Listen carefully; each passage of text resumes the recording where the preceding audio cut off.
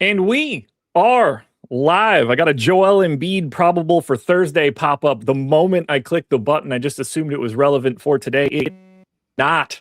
Welcome to the NBA Deeper Dive, Wednesday, January 21st. Just a 5-game slate tonight.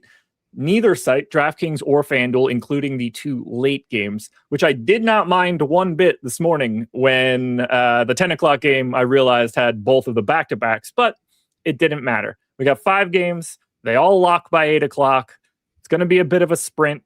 And we've got a decent chunk of nonsense hanging out there that we're going to touch on as we work our way through this. I'm going to cough first. Better. Hit the like button, subscribe to the channel, hit the notification bell so you know when everything goes live. Follow us both on Twitter, at Josh Engleman, at DK__DFS. We've had a couple decent slates so far. This one, less so. Yeah, this one less so, I would say as well. A little bit mad they didn't include the late games on this one too. Would have been nice for late swap, but we might still have a decent late swap opportunity here with Pistons and Pelicans in the late game. But yeah, I mean, just looking at these 5 games, it's like, yeah, this is a pretty disgusting slate. Not ideal, but doesn't change anything for us. We're breaking down every game one way or the other. Good, bad, indifferent. Somebody's got to win the money tonight. No reason it can't be one of us or someone in chat, potentially. You never know. So let's get it started. Cleveland Cavaliers in Charlotte. Charlotte, only 3.5-point dogs. They have the number 1 offense in the league in the last 15 games. They are dead neutral in net rating on the season. Craziness. Offense is there. Today, no Sam Merrill for the Cavs, no Darius Garland for the Cavs. We're used to that. On the Hornets side, everybody that is typically in is in.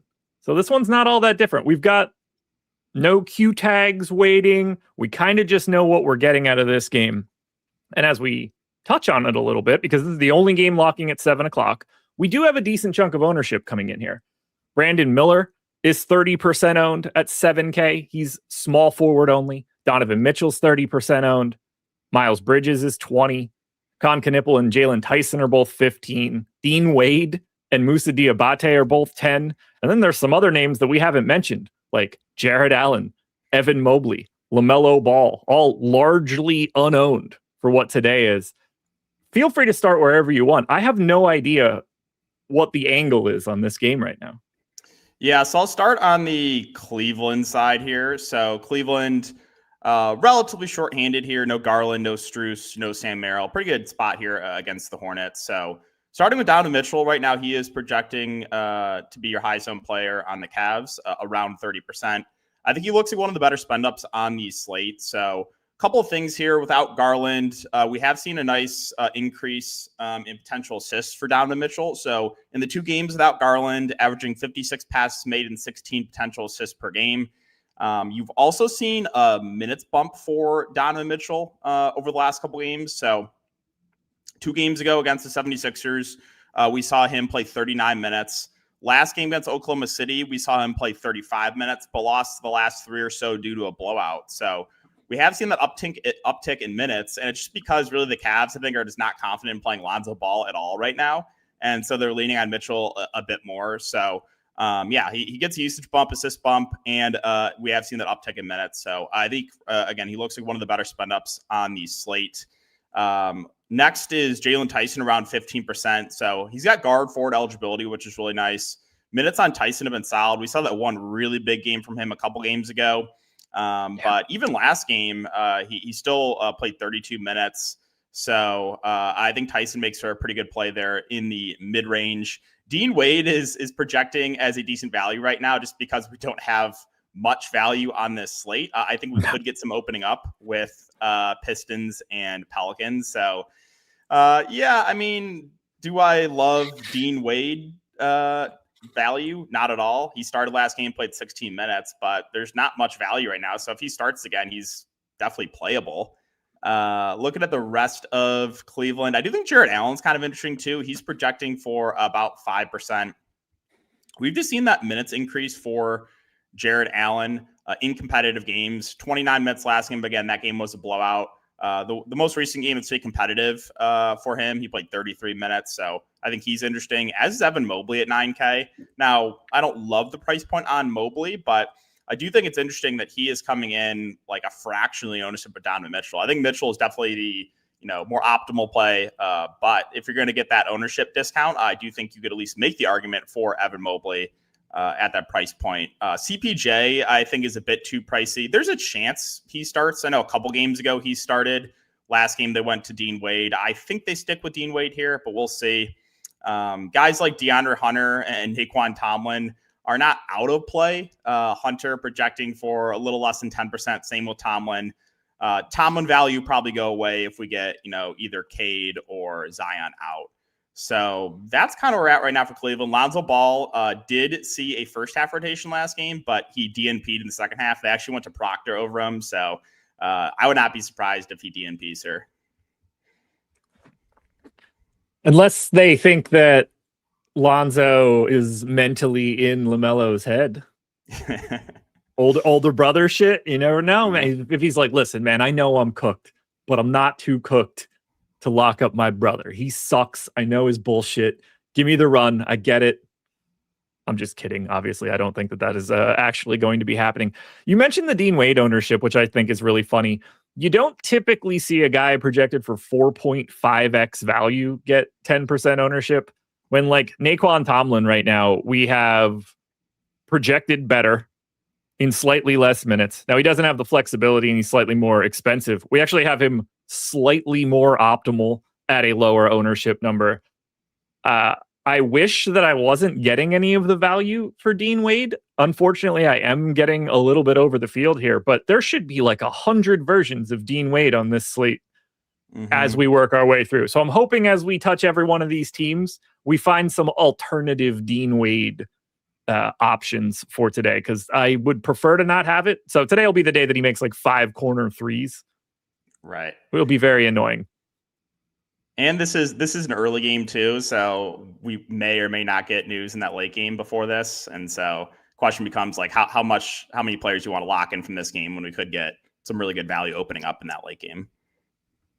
Right. And locking in, if you're locking in Brandon Miller or you're locking in Donovan Mitchell or Miles Bridges or Con Knible, it's like, okay, those are fantasy point per minute plus type dudes.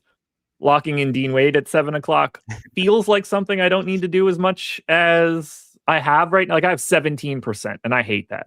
I would like that to go away. I don't really have a ton of anything in this game, certainly over the field. Right at the field with Brandon Miller, right at the field with Miles Bridges.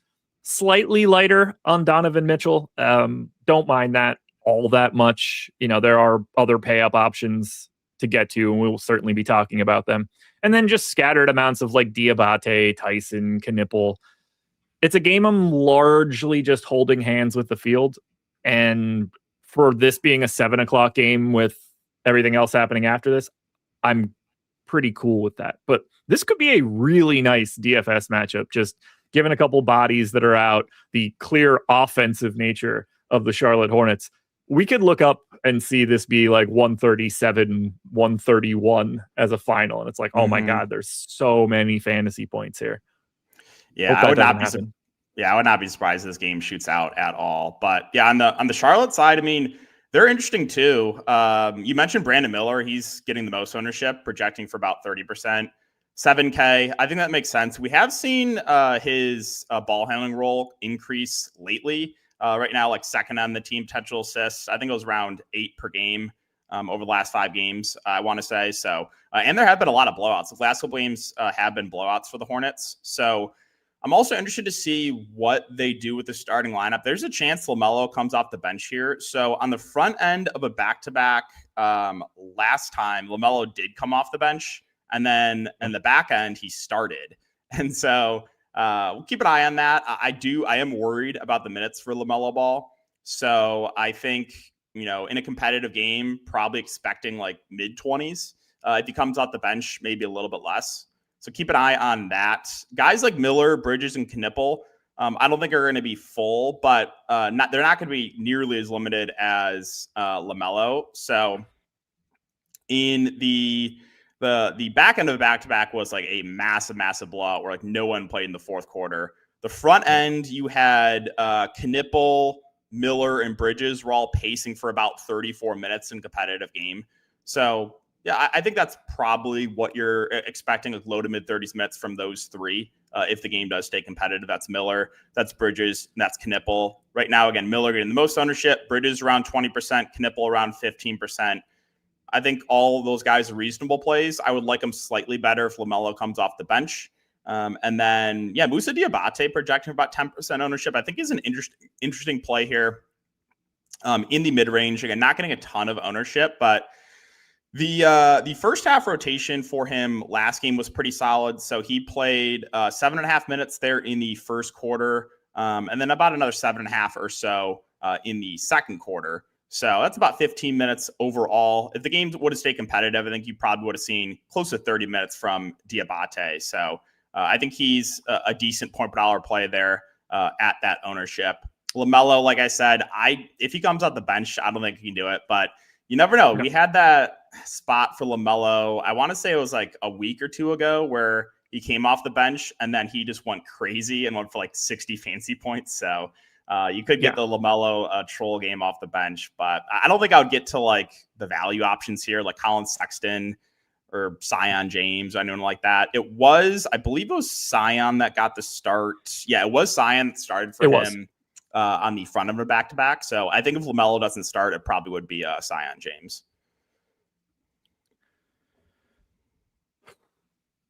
They've been brutalized with this schedule. So back-to-back on the 7th and 8th. The 8th was the game that he came off the bench in the second game and then beat the shit out of the Pacers. And then they had a back-to-back on the 17th and 18th. So 10 days later, another one where you saw limited minutes for LaMelo. Now blowout in the front end, blowout in the back end on both sides. And now right back into another back-to-back again. They've had 3 back-to-backs in 2 weeks. That is not ideal for LaMelo Ball's playing time based on the way they're running him out here. And you don't expect it to change in the middle of this back-to-back. So I am certainly a little bit nervous about what he's going to do out there. And the other real big problem here is they're getting healthier. Like Grant Williams is back. Trey Mann is popping into the rotation every once in a while now. You still have Josh Green, James, Sexton, Kalkbrenner splitting the minutes with Moussa Diabate. Like it's getting busy now too. So I don't think there's a lot to squeeze out of this if LaMelo is just playing 24 minutes. Trey Mann available to play. Speak of the devil. Not that we were worried about it. He is very irrelevant, but just to get that out of here. Let's pull it up on the FanDuel side, see how much different this one looks across both sites. We got Cleveland. We got Charlotte. We've got big ownership as well. 44% ownership on the FanDuel side for Donovan Mitchell. Spot on with optimal rate. Here's where it gets very different. $8,400 Evan Mobley is 35% owned on FanDuel, 40 on DraftKings. Completely different play across both sites. So if you're playing on FanDuel, Evan Mobley, much more of a necessity. On DraftKings, he's more of a pay up to be contrarian option. Jalen Tyson, Brandon Miller, Jared Allen, Con Knipple, all right around the 20% ownership mark on FanDuel. Bridges, Hunter, and Tomlin all around 15, and then you get to Diabate right around the 10 mark. LaMelo Ball, not all that owned on the FanDuel side. But we'll keep it moving. Or do you have anything else you want to add for this one? I think that's it. Yeah, I'm good to go. Okay. So we head to the 7:30 start now. We'll kick it off with Pacers and Celtics. Fun game from like a fantasy perspective in a weird way, but I don't think that we're going to be getting sort of ownership that's going to be tough to get to. Andrew Nembhard is 15% owned and the most owned dude in this game. Kate is at 15. Pritchard, Brown, Neesmith, and Simons are all at 10. And then it just absolutely goes away. So first question for you is very easy. Do you have anything in this game that you like significantly more than the field? Looking at, let's see. So again, not a ton of ownership to the Pacers, and then Celtics, not a ton here either. Probably not. Maybe It might be Luka Garza, honestly. I think he's going a little bit overlooked as a value on a slate with pretty gross value right now. So probably him, I would say, if I had to be like very overweight to someone in this game. I've got a pretty decent stand on Nemhard right now. Okay. Neesmith. I've got some Kada. And then we talked a little bit before the show started. I want to make sure that I have about 20% of Jaylen Brown, given some of the ownership that I see at the top end. I think he's going a little bit underrepresented. This could all change pretty dramatically depending on what sort of Cade news we ultimately get. Mm-hmm. But yeah, as of right now, I'm 2xing Nemhard, 2xing Neesmith. I certainly find the small forward position to be kind of gross. Like, Brandon Miller is popular today. I don't find Aaron Neesmith to be like all that different of a play relative to salary for someone like Brandon Miller. And we're talking about Neesmith being, 9.8% owned. I'm intrigued. Like, I can't justify someone like Derek White. He's just way too expensive. But I like the idea of paying up for Jaylen Brown on a slate like today. Yeah, I think Jaylen Brown totally fine. I mean, you mentioned Nemhard too. He's projecting for about 15% ownership.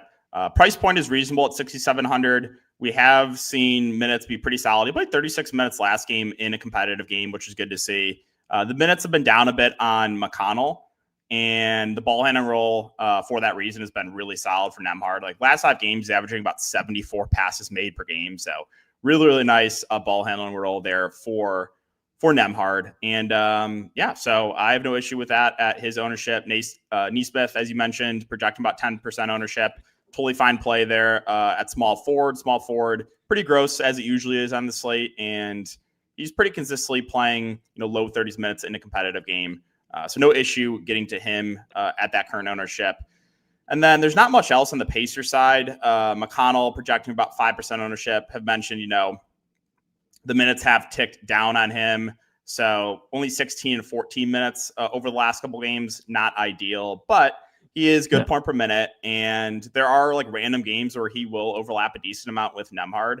And we've kind of talked about there's really not a lot of value on the slate. So do I want to play like chalk Dean Wade or like chalk Corey Kispert? Not really. So McConnell, I think, is someone you can at least mix in there at 4,700. Siakam is basically unowned. He's 8,400. I think he's playable in large field tournaments. Jay Huff at 5K, projecting about 5% ownership. It's always just comes down to like minutes for him. The minutes kind of fluctuate all over the place, but he's not a bad point per minute player and currently getting no ownership. And we've seen like if he plays well, he could very easily get close to 30 minutes. We saw that massive game from him 3 games ago where he played 29 minutes. So he's always someone I'm okay getting to at low ownership because that relatively wide range of outcomes, even though it's not really the best spot against the Boston front court. But yeah, I don't think I would get to anything else for the Pacers. I mean, you're getting about 5% projected ownership to Isaiah Jackson. You can throw him in the mix, have no idea what his minutes are going to look like for the Pacers. Last game he played 7 minutes. Like, they have all their bigs too. So like I have no confidence in that one at all. Would you rather play Garza over Jackson? Yes, yeah. So I would much rather play Luka Garza over Isaiah Jackson. So I guess I'll go to Garza. Again, he's projecting for about 5% ownership. So last game, I wouldn't be super worried about that rotation against the Pistons. I figured he would get destroyed against Duren. Well, he was out there for 3 minutes in the first quarter and picked up 3 fouls. His second half rotation was much better. He played 5.5 minutes in the third quarter and then 6.5 minutes in the fourth quarter. And so I think you could very easily see like 20, even like low 20s minutes for Garza's good point per minute player. So I'm a little bit more confident right now in his role. So yeah, I think he's pretty interesting as a contrarian value. The rest of Boston, kind of just all last guys in for me. Kada 5,400 projected for 15% ownership is fine. Pritchard at 6,800, Jaylen Brown at 9,800, both around 10%. I think they're fine plays. You mentioned Brown, like always someone I'm fine getting overweight to. Guy has a massive ceiling. Simon's price came up a bit when they were more shorthanded. It's a little bit tougher to make the argument for him, but not completely out of play. Kind of the same thing with Sam Hauser. Prices come up a bit, 4,900, but we've seen him pretty consistently in competitive games, average around 30 minutes. So Won't fully rule him out. Derek White, I think is tough to get to at 8,300. There's just other guys in that range I would probably rather take a shot on. And then, I don't think I'd get to anyone else for Boston. Yeah, Derek White just feels real difficult to get to. They're owned the same and are projected the same, but I would much rather have $8,400 Pascal Siakam than $8,300 Derek White. Agree. I don't know how to explain why. I mean, we're talking about guys that are basically the same per minute, basically the same projection minutes, overall projection, all their ownership and optimal are all the same. But as I look at that, I just would rather have Siakam, the main dude for the Pacers, more than Derek White, the second and a half best guy on the Celtics. I don't know, would tie him with Peyton Pritchard in this case. It's just easier to get to Siakam in that scenario. I wish I had more to say here, but my takeaway for all of it is that I am going to be somewhere in the neighborhood of 2xing Jaylen Brown. That is a spot that I wanted to try to pay up for. That's probably also part of the reason that I'm getting Dean Wade. Because, 9,800. It's expensive for a day where we don't have shit worth of value. Let's see what this one looks like on FanDuel. We get Boston, we get Indy, and we do get a bit more ownership here. Not that that's all that surprising. More ownership on the FanDuel side by default. 30% ownership to Peyton Pritchard, just north of 20 for Jaylen Brown, 15 for Derek White, about 15 for Neemias Queta, about 15 for Sam Hauser. You'll note all of those names are on the Boston Celtics. Neesmith is 12. That's it for anybody on the Pacers north of 10. You even get another Boston Celtic in Anthony Simons being at 9, and then Nembhard at 6. So if you're getting to the Pacers, you're probably doing that a little bit more on the DraftKings side than you are on the FanDuel end. We got more games to talk about, though, folks. Battle of New York. Brooklyn Nets, New York Knicks, and oddly enough, at least as of late, I think the Knicks are actually worse than the Nets. The Knicks have been not very good lately, but they are fresh as a daisy coming into this one. I thought they were on a back-to-back this morning because they don't have anything on their injury report, so I just thought it wasn't submitted. Turns out they're just available. We've got 20% ownership coming into Josh Hart, 10 to Bridges, Brunson, Towns, Mitchell Robinson, and OG Anunoby. Your highest owned guy from Brooklyn, 5% Drake Powell. Let's just start with the Knicks side. Do you like Josh Hart more than the rest of these guys, or do you look at the Knicks and think, well, I don't know which one I want, but I probably want one of them? Well, I just think the Knicks in general are going a bit under-owned right now. So you mentioned Hart is getting the most love, around 20%. I think him and OG and Bridges are relatively similar plays. So don't have a super strong take there, but I like Brunson and Cat both around 10%. So I know New York has really been underperforming recently, but this is, a nice get right spot, I would say, for both Cat and Brunson. Karl-Anthony Towns, the one downside is the minutes have ticked down on him, but also the prices come down. He's only 8,600 now. Brunson at 8,500 also feels a bit underpriced. So I like the two main guys here for the Knicks. I think they're just going a little bit overlooked on this slate. The rest of the team, Mitchell Robinson, I think is a solid value. He's 4,400. He had that game they got blown out. He had a huge game. I think he had a double-double at half. But we have seen his minutes increase. Last game did only play about 19 minutes, but again, he's a decent point per minute player, and there's just not a lot of great value on the slate. And so I have no issue getting to $4,400 Mitchell Robinson at relatively low ownership. I think it's tough to get to McBride. His price was up when the Knicks were a bit more shorthanded. Now they're basically fully healthy, so I think it's really hard to go there. Shamet, I think we'll see rotation minutes, but don't think he's viable on this slate. So all in all, I like Brunson and Cat a good amount, and then I think the three wings plus Mitchell Robinson are all reasonable plays. Yeah, I'm with you on the Brunson piece. He's sort of the same thing that I see when it comes to Jaylen Brown, a guy that just seems underrepresented on a 5-game slate. The Towns one's just tough because he's center only, which is so stupid. If he's power forward center, that's such a different play for him today. And that's just not what we're getting. I'm not shocked to see the Josh Hart ownership. Like that guard forward eligibility at a mid-tier price tag is carrying a ton of weight on a day where we just have no flexibility whatsoever. Guys like Josh Hart climb a bit more. It's also leaving OG Anunoby on an island at just 8% owned, which feels a little sneaky, but I don't know. The vibes are so weird in New York right now. I was listening to the Zach Lowe pod with Kirk Goldsberry, and he wanted to go ahead and say that he was going to make it official that the Minnesota Timberwolves won the cat trade. I just want to let you know, Zach Lowe, I let everybody know that the moment it happened. That was the right answer the day that it went down, and it is once again the still right answer. Minnesota won the cat trade. What you thinking? Yeah, I agree. No, I agree with that take. I think Minnesota won it as well. I know that was kind of the contrarian take last year, but yeah, I think they definitely won it. I mean, DiVincenzo, really solid role player, and then obviously Randall is similar to Cat. So yeah, I think if the Knicks could press a button and it just got undone right now, they would slam that button as fast as they could, and Minnesota would not touch it. Agree. That'll do it.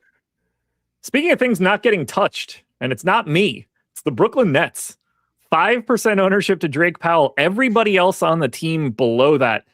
When I first looked at it, my assumption was, oh shit, I'm probably going to get more of the Brooklyn Nets than I thought I was. And then I looked at my exposures and found out that that was not the case. I am also not getting to Brooklyn. If I'm going to get to anything, I feel best about Michael Porter Jr. I'm not confident I want anything else, but they certainly have some value options that can compete with Dean Wade. That they do. It's all absolutely disgusting value, though. I agree with you on if I had to play someone, I think would be Michael Porter Jr. So we've seen recently his minutes have been down a bit. Last game, though, in a competitive game, he played 36.5 minutes. So that was good to see. Had a 35% usage rate in that game. Not super surprising. Really just kind of doing everything right now for Brooklyn. So I think he's probably my favorite net. Drake Powell at 5% feels pretty gross, but is not completely out of play on this slate. He should start, but again, really bad point per minute. We do have Day'Ron Sharpe back, so that should cut into the minutes of Nick Claxton. Really like Claxton as contrarian play last slate. Ended up playing 37 minutes. Obviously, those minutes should come down, but I still do think you could see low 30s from Claxton in a competitive game, but definitely don't expect what you saw last game from him. And then, yeah, Sharpe's price is up to a point where I think he's out of play as well. Cam Thomas just pretty consistently coming off the bench and playing low to mid 20s minutes. So don't think it's necessary to get to him. And then just all these value plays are so gross and all just look very similar. I don't know, Danny Wolf, Terrence Mann, Powell, Traore. It's all disgusting. Yeah, it is. It's so gross. And so many of these dudes aren't even good. Mm-hmm. Danny Wolf, 0.82 fantasy points per minute. Cool. He's going to play 18 minutes. How do I trust that? Terrence Mann, 0.7. Drake Powell, your most owned net, 0.67 fantasy points per minute. There's just a giant gap in talent on this team, whether it's Michael Porter Jr. or everybody else. I'd like to get some MPJ. 8,700 feels kind of expensive, although, hold on, let me resort this for a second. Karl Anthony Towns, 10% owned, 8,600. Jalen Brunson, 10% owned, 8,500. Michael Porter Jr., 2.5% owned, 8,700. I already feel like Towns and Brunson are a little underrepresented, but I guess I kind of feel the same way about Michael Porter Jr. in this spot too. 2.5 today. That's it. 2.5. Yeah, especially if we get that rotation last game. If we get 35, 36 minutes of Michael Porter Jr., yeah, I think he's a pretty good, really good tournament play. If we get kind of what we've been seeing from him recently, which is 32 minutes, then a bit tougher to make the argument for. But I mean, it's, Brooklyn versus the Knicks. So you never know. Maybe they just do lean on the main guys a little bit more in kind of the quote unquote rivalry game. I'm just locked in a little bit more of MPJ to make this one feel a little bit better for me. I'm happy about it. Because otherwise, I'm good. Like, there's not much else I'm looking for here out of this Brooklyn Nets team. Let's see if it looks any different on the FanDuel side. You never know. You could open these things up and all of a sudden it's like, oh, Brooklyn's the most popular team because their whole shit is free for some reason. Unfortunately, that is not the case. But your most owned Brooklyn Net, the only guy north of 10%. Get excited, FanDuel people. That would be Cam Thomas. Point guard, shooting guard eligible, 5K, 12% owned, 9% optimal. Otherwise, it's the Knicks. 15% to Bridges, 10 to Hart, 10 to Brunson, 7 to Towns, where he does have the power forward eligibility. It's really not any ownership coming in at all to this Brooklyn Nets team, regardless of the site. And there's a very minimal amount of ownership coming into the New York Knicks. It does feel like a get-right spot for the Knicks, and we're going to look back at this one and think, oh, shit, like Towns and Brunson both gave them the business. Mm-hmm. I don't want that. I want them to fail. I've got to be honest. They're doing a great job of it. I want to see if they do anything. Like, they're the type of team that I want to do something wild at the deadline because they go on some sort of losing streak right before February. Get nuts. Do something. Do you think they would do something? Trade. Yeah, like it wouldn't shock me at all if they traded Cat for like AD.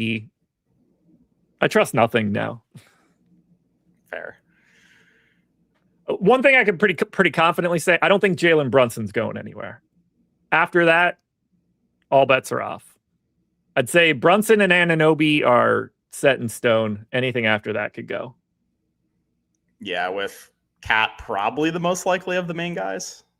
If they're gonna do it. Seems it. I don't know how you you can't trade Bridges now, and after that you're out of people. Yeah.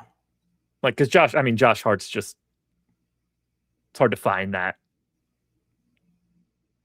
No bias in Josh's opinion on the Knicks at all, right? Probably the team I like the most in the East. It's funny. Love the Villanova dudes. Support them tremendously.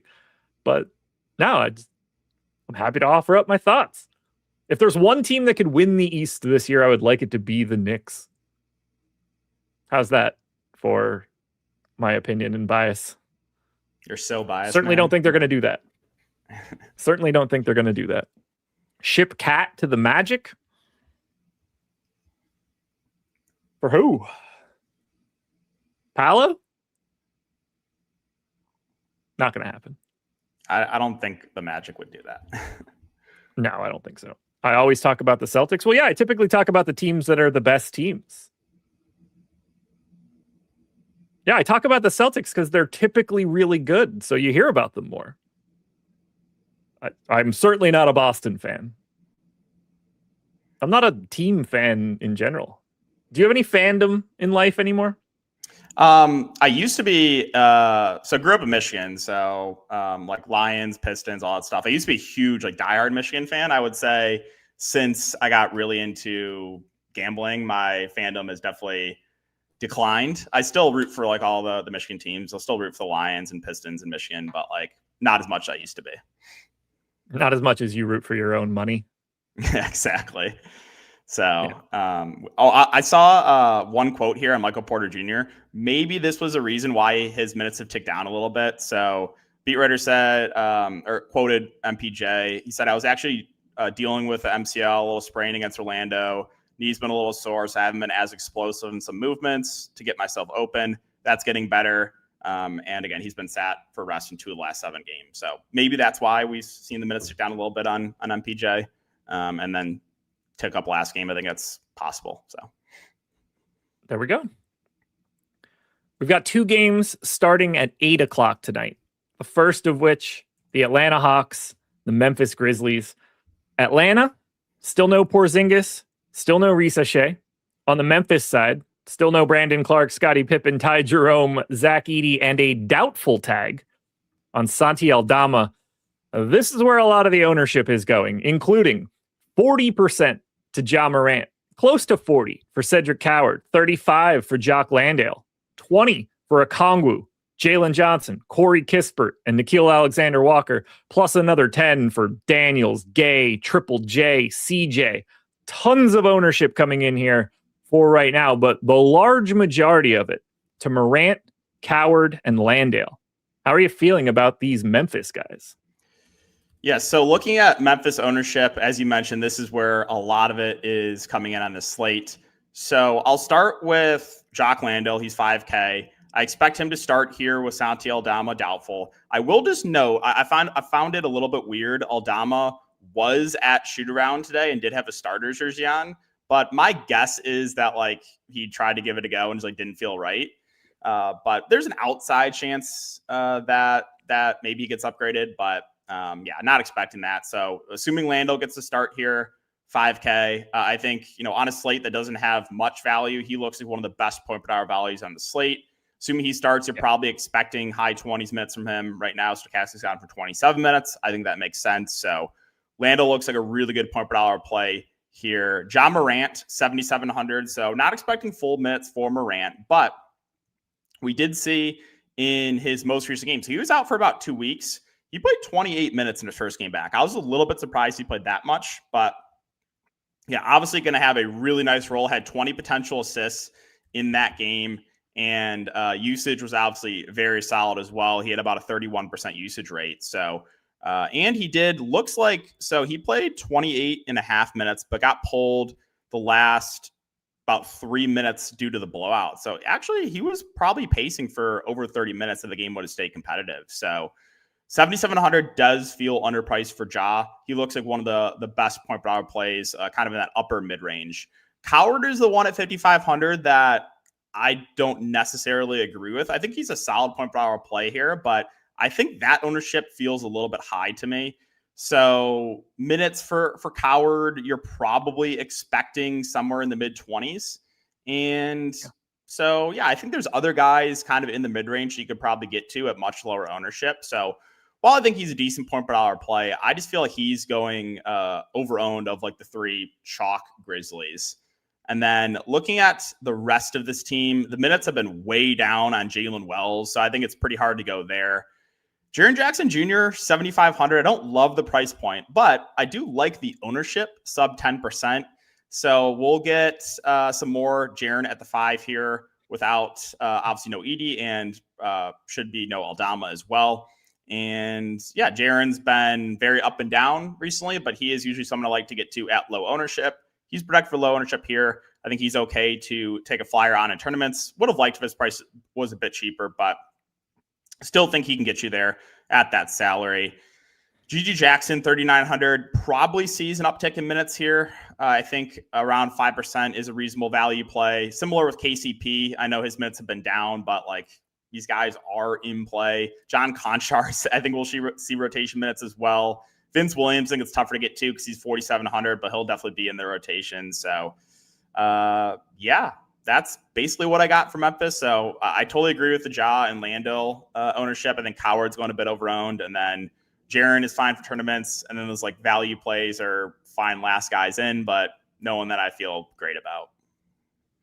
Yeah, I'd say GG Jackson is another one of those, like, if you don't want Dean Wade type dudes, grab GG Jackson at a later time. KCP to a degree as well. Somebody can fall into a couple extra minutes today. We just don't really have any way of figuring out which one of the random extra 8 dudes from the Grizzlies is going to be that guy.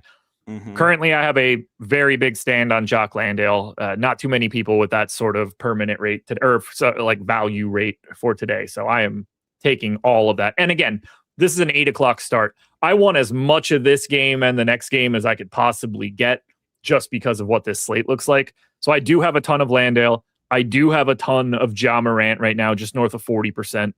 I have the Coward piece. I'm over the field on him. I agree with you that he's the one that scares me the most because the moment I say this, I know how it shakes out, but like, he's not going to play 30 minutes today.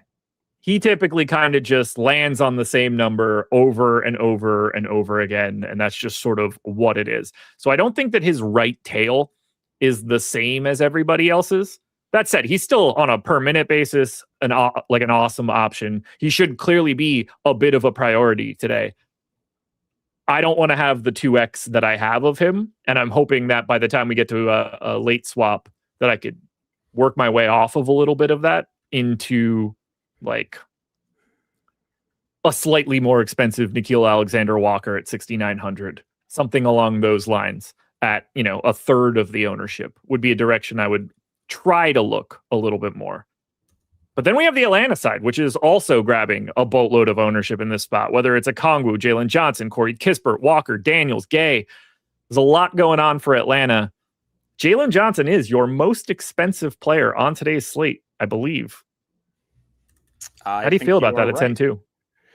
Yeah, so 10-2 Jalen Johnson, projecting for about 20% ownership. I think it makes sense. So we have the usage has ticked down a little bit on him with CJ coming onto this team, but we have seen the minutes been pretty solid for him over the last couple of games. So we saw 2 games ago, that game was like a massive blowout where they got killed by Boston. But if the game would have stayed competitive, he probably would have pushed for about 40 minutes. And then in their most recent game against Milwaukee, he did play 40 minutes. So that is really good to see there for Jalen Johnson. Still a guy that's kind of doing a little bit of everything. So yeah, if you can get to Jalen Johnson, I have no issue with him at that price point. So I think a totally reasonable play there. Okongwu at 7,400, similar ownership around 20%. I think looks like one of the better center plays on this slate. You should get about 35 minutes from him in a competitive game. Not really scared of Lando on the opposite side. So I like Okongwu. Corey Kispert moved into the starting lineup last game for Vic Krejci. Now the minutes didn't really see a massive minutes increase. He played 20 minutes. He didn't close. They closed with McCollum. So if he starts again, I think he's viable on this slate. Again, he's projecting for a decent amount of ownership right now just because of the lack of value. But am I really excited to play 20% Corey Kispert? Absolutely not. So that one, again, I feel like you can probably get to similar plays at lower ownership. And then Nickeil Alexander-Walker, you mentioned 6,900. I think it's a pretty good play as well. A little less than 20% ownership. The minutes have just been really, really solid for him. So against the Bucks, he played 38 minutes. The game against Boston, he played about 30, but barely played in the fourth because of the blowout. So I have no issue getting to Nickeil. Dyson Daniels is projecting for about 10% ownership. So we have seen the ball handling role, kind of increase a bit here for Dyson Daniels. The production's been up and down, but we have seen some ceiling games from Dyson Daniels. We saw 58 fantasy points from him against Denver.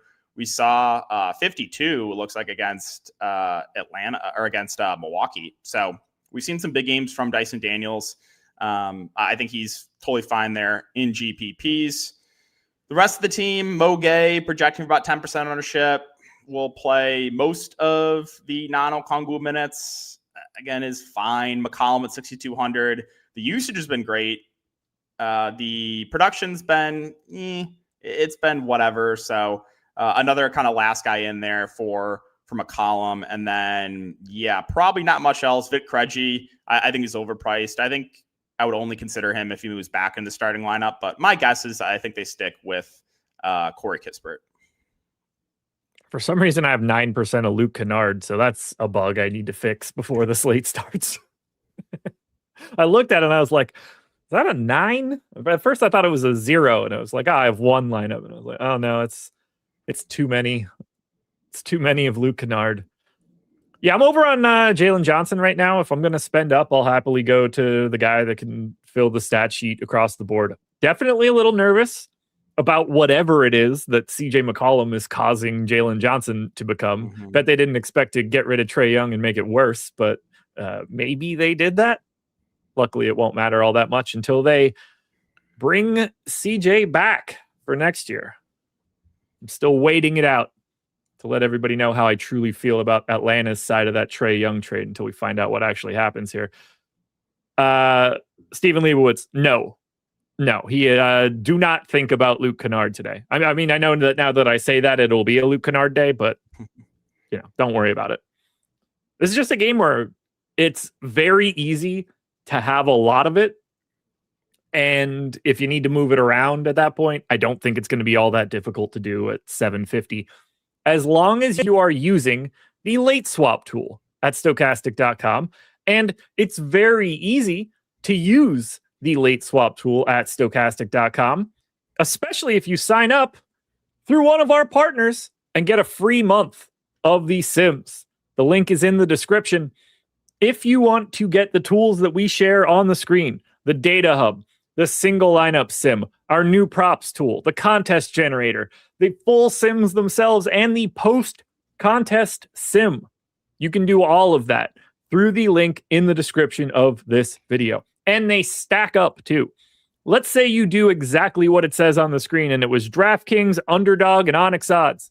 That is 3 months of Sims. Maybe you want 2 months of NBA and a month of PGA. Maybe you want 3 months of NBA. Whatever you're looking for, you can do it, and it doesn't get any simpler. You will not pay us for a month or more, depending on how many times you do it. Can't beat free, folks. And the tools are going to help you out. It's a win-win situation for everybody involved. Let's check the FanDuel side of Memphis and Atlanta. And don't forget, everybody, we're not done when this show ends. You guys know that, right? I almost said NFL. NBA Live Before Lock coming up next. Greg and Eric are going to take you all the way up until 7 o'clock. The FanDuel side for Memphis and Atlanta. 40% ownership to Ja Morant. 30 to Okongwu. 25 to Jalen Johnson. 20 more for Coward, Daniels, Nickeil Alexander-Walker, and Jaren Jackson Jr., Triple J, 20% owned on FanDuel, a little bit different. Landale, just 15% owned on FanDuel. Center only one center spot. Don't be surprised to see that little bit of a disparity. CJ is getting 10. Jalen Wells is getting 10. Vince Williams getting 10.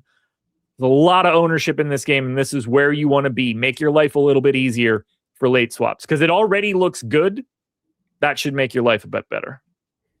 We still have one more game to go, though, in that 8 o'clock window. And that game is going to be a game that I don't have pulled up on the screen right now, and I forgot.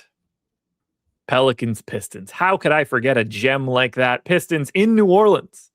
230 total. It's an 8.5 point line, but we have some things that are up in the air, and this is what you're trying to swap to if it all breaks. This is why you want to have all that ownership in Memphis and Atlanta and in this game to be able to get to these things, because Karis LeVert, questionable for Detroit. I know that's going to change everybody's thoughts.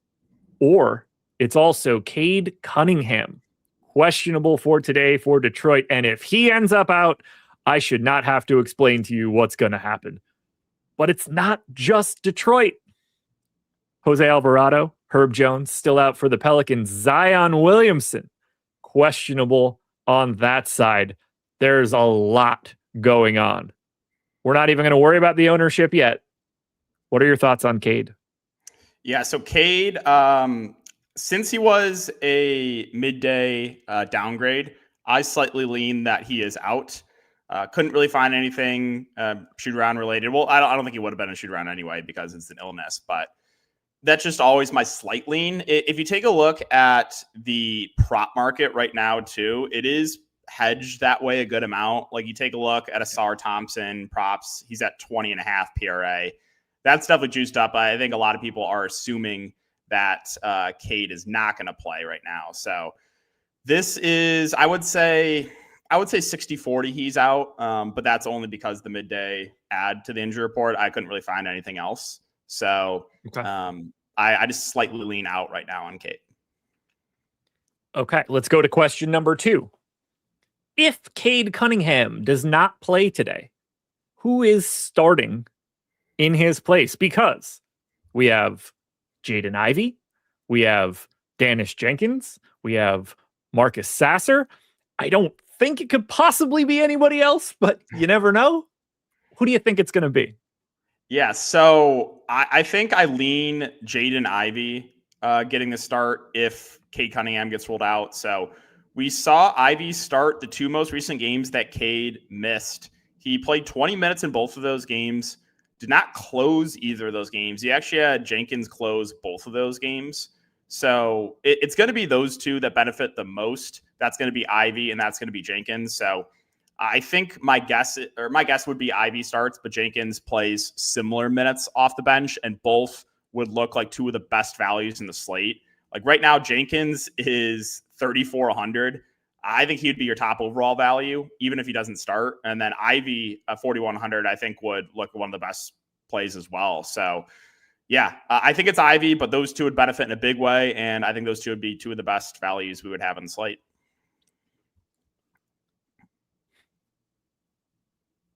How many minutes would you want to project Jaden Ivey for?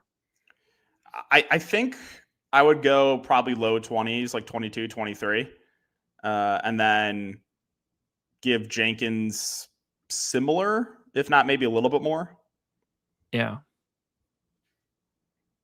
Yeah, I think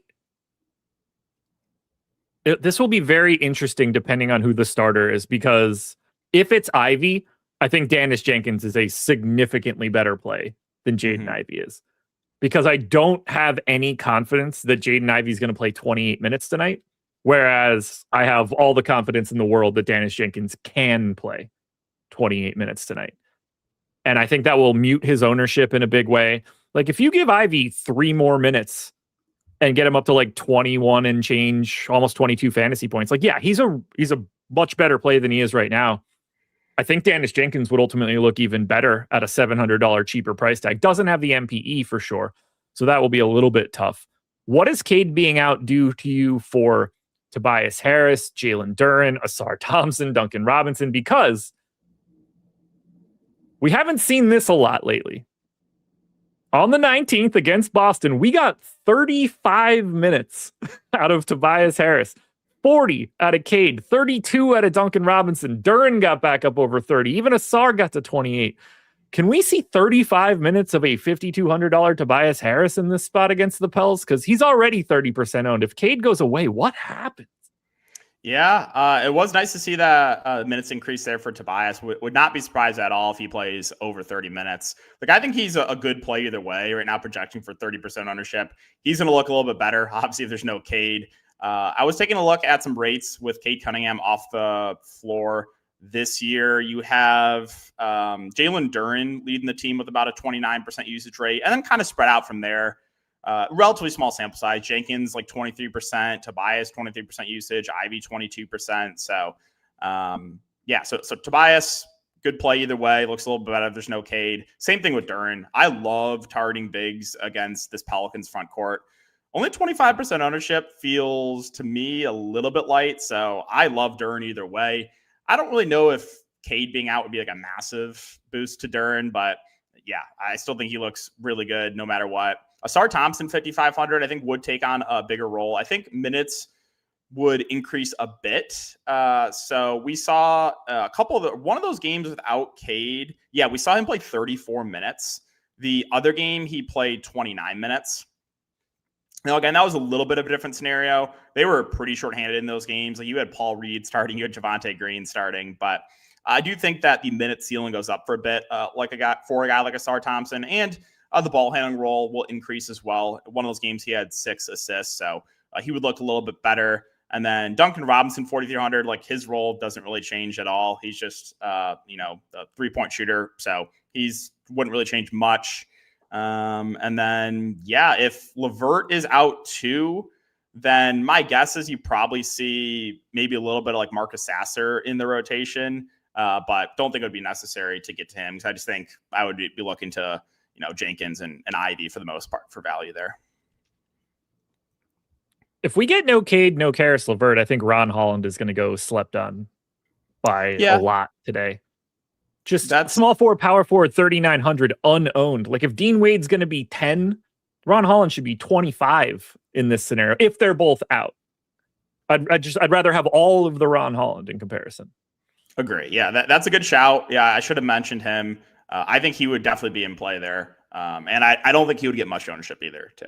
So yeah. And like Javonte Green in that scenario, if they're both out, goes from unplayable to fine. But I think Ron Holland's just going to look better, a better per minute guy. Same position, slightly more expensive for Holland, but I think Holland would just ultimately look a bit better. That's a guy where like you could end up never thinking about him at all, and then all of a sudden you run a late swap at 729. It's like, oh shit, I have a 25% Ron Holland. How did that happen? Don't mind that. One name we didn't say, I don't think any of this matters all that much. any path to beef stew?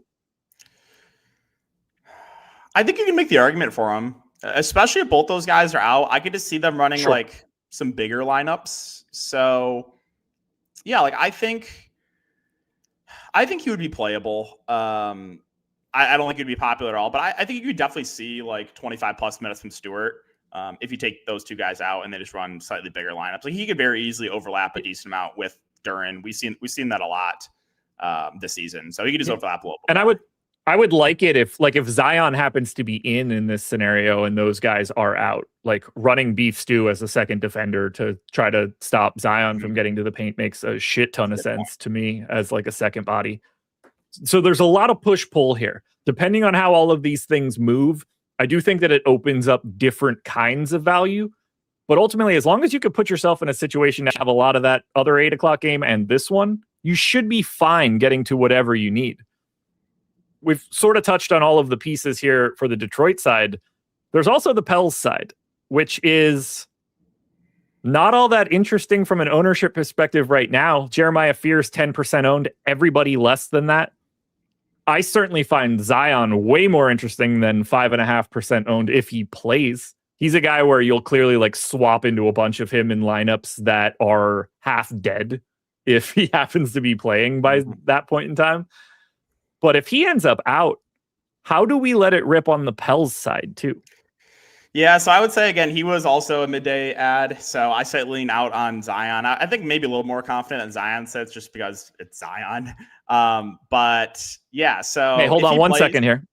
Yep. Hey, S&P just said, per the New Orleans anchor, Zion is warming up. Okay. So that gives me more confidence he's going to play then if he's warming up. So yeah. And by the way, he's it's an illness for Zion on the injury report, so it's kind of like who the hell knows. Yeah. So well, now my take is I lean in since he is warming up. So but there's still a chance he could miss. So yeah, Zion if he plays, I think is a fine tournament play, projecting about 5% ownership. The rest of the team, they're all kind of like last guys in. Jeremiah Fears at about 10% ownership is fine. He is a guy that is blowout proof. I know there's some blowout risk in this game. He's usually someone that comes back in and closes if the game does get out of hand. So I just wanted to note that. Sadiq Bey at 5,600, projecting about 5% ownership is reasonable. Makovich is one of those guys that just like he's getting a little bit of ownership because we have no value right now. And then that's basically it. If Zion is out, which I think is a little bit more unlikely now, then like Trey Murphy, Derek Queen look a lot more interesting, a lot more offense run through those two guys. Slight minutes bump, I think, for Sadiq Bey. I think you can make the argument of Jordan Poole even. I know his minutes have been down, but they would probably lean on him a little bit more for some offense. So this team would look a lot more appealing if Zion is out. But again, based on that most recent update, I think that he is, I lean that he's going to play. I have some leftovers in my fridge right now, straight from New Orleans. Got some oyster dressing, some crawfish etouffee. If Zion is in, I'm going to sit down, eat my New Orleans leftovers, and try to channel something to that fatty to go crazy and be the dude you need by the end of the night. This is going to be the one that matters, folks. We need all of this news. Cade Cunningham, Zion, even Karis LeVert matters. Jeff Williams asked the question, if Cade is out, does that hurt or help the defense? It hurts it, but not in any sort of appreciable way. You're going to hurt the defense most if it's Beef Stew or Jalen Duren or Asar Thompson. But, you know, you take Cade off and you add small guards, it's worse to some degree. 5 games up, 5 games down, 5 seconds to go until Live Before Lock is supposed to start. But you guys, don't you dare join this stream just yet. DK, tell the people where to find you. Yeah, you guys can find me over on Tails, currently doing daily fantasy sports content. I do streams every single day before lock, as well as player props. So that's pick'em stuff, prize picks underdog, as well as sportsbook. So, boom, all right here. Want to join? Head to Tails, folks. Link in the description. Okay, Greg Ehrenberg, Eric Lindquist, it is time for Live Before Lock. You are free to join us now. What's up, boys? Yeah, lots of pressure. Eric made it clear he's very unhappy with how I turn over the show. He said yesterday he doesn't think I do a good job. So Let's have Eric. You could turn it over today. How are you guys doing today, Josh and DK? Cade Cunningham out. That's how I'm doing. You guys have fun breaking that one down. Peace. Wanted that news later. Damn.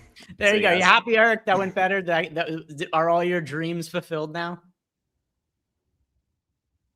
Are you happy? You got exactly what you wanted. More importantly, we got the Cade news. A little bit of a bummer because you and I were just messaging with Rich, who does our projections.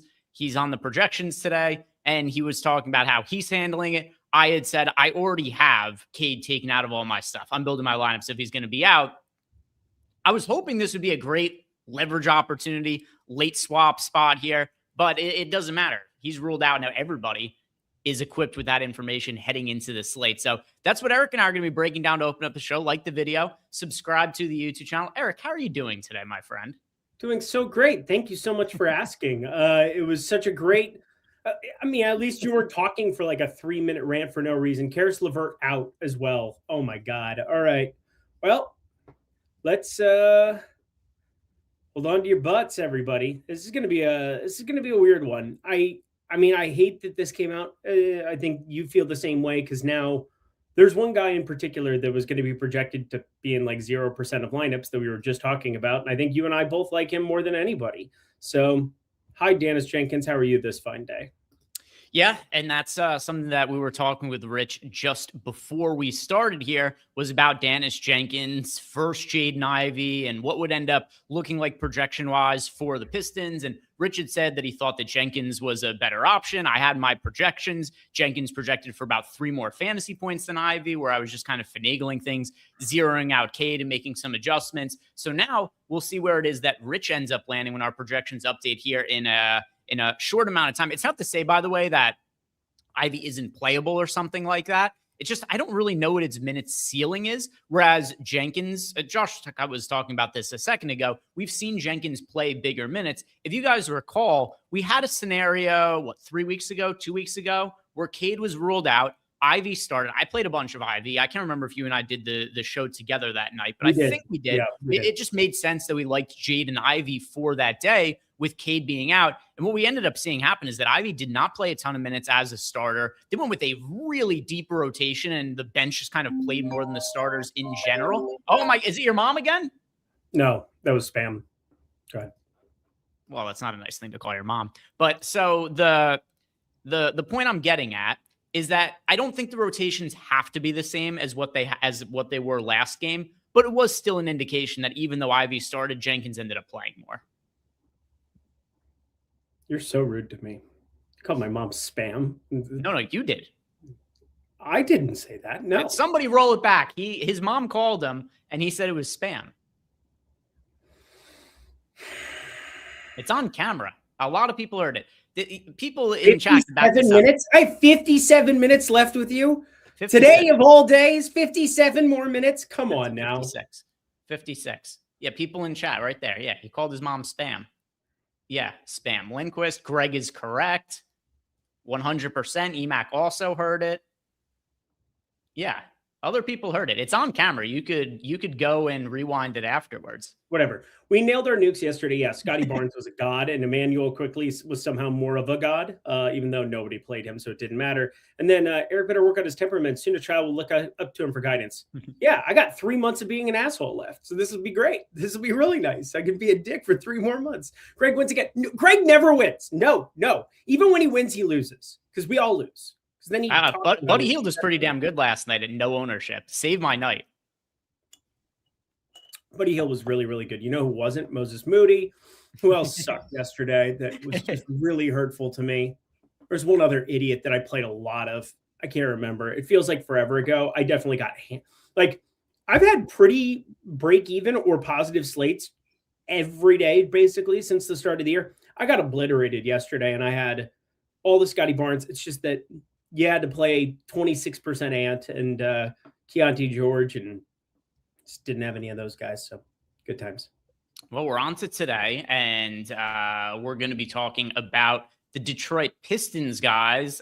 Projection update has not hit quite yet. So let's break down who's going to be benefiting the most from the Pistons, because I mean, even though we had LeVert as questionable, at least before this, I still had LeVert in, but I would have taken Cade out. So now we've got more minutes, more usage to distribute. And it's not like LeVert is a guy who's been playing a ton for the Pistons this year, but he's somebody who would have played a more prominent role in the absence of Cade, but obviously not the case when they are both going to be out. So you and I are both going to be in agreement on this. Dennis Jenkins is the best play on the Pistons, and in my opinion, the best play on the slate now. Do we agree on that?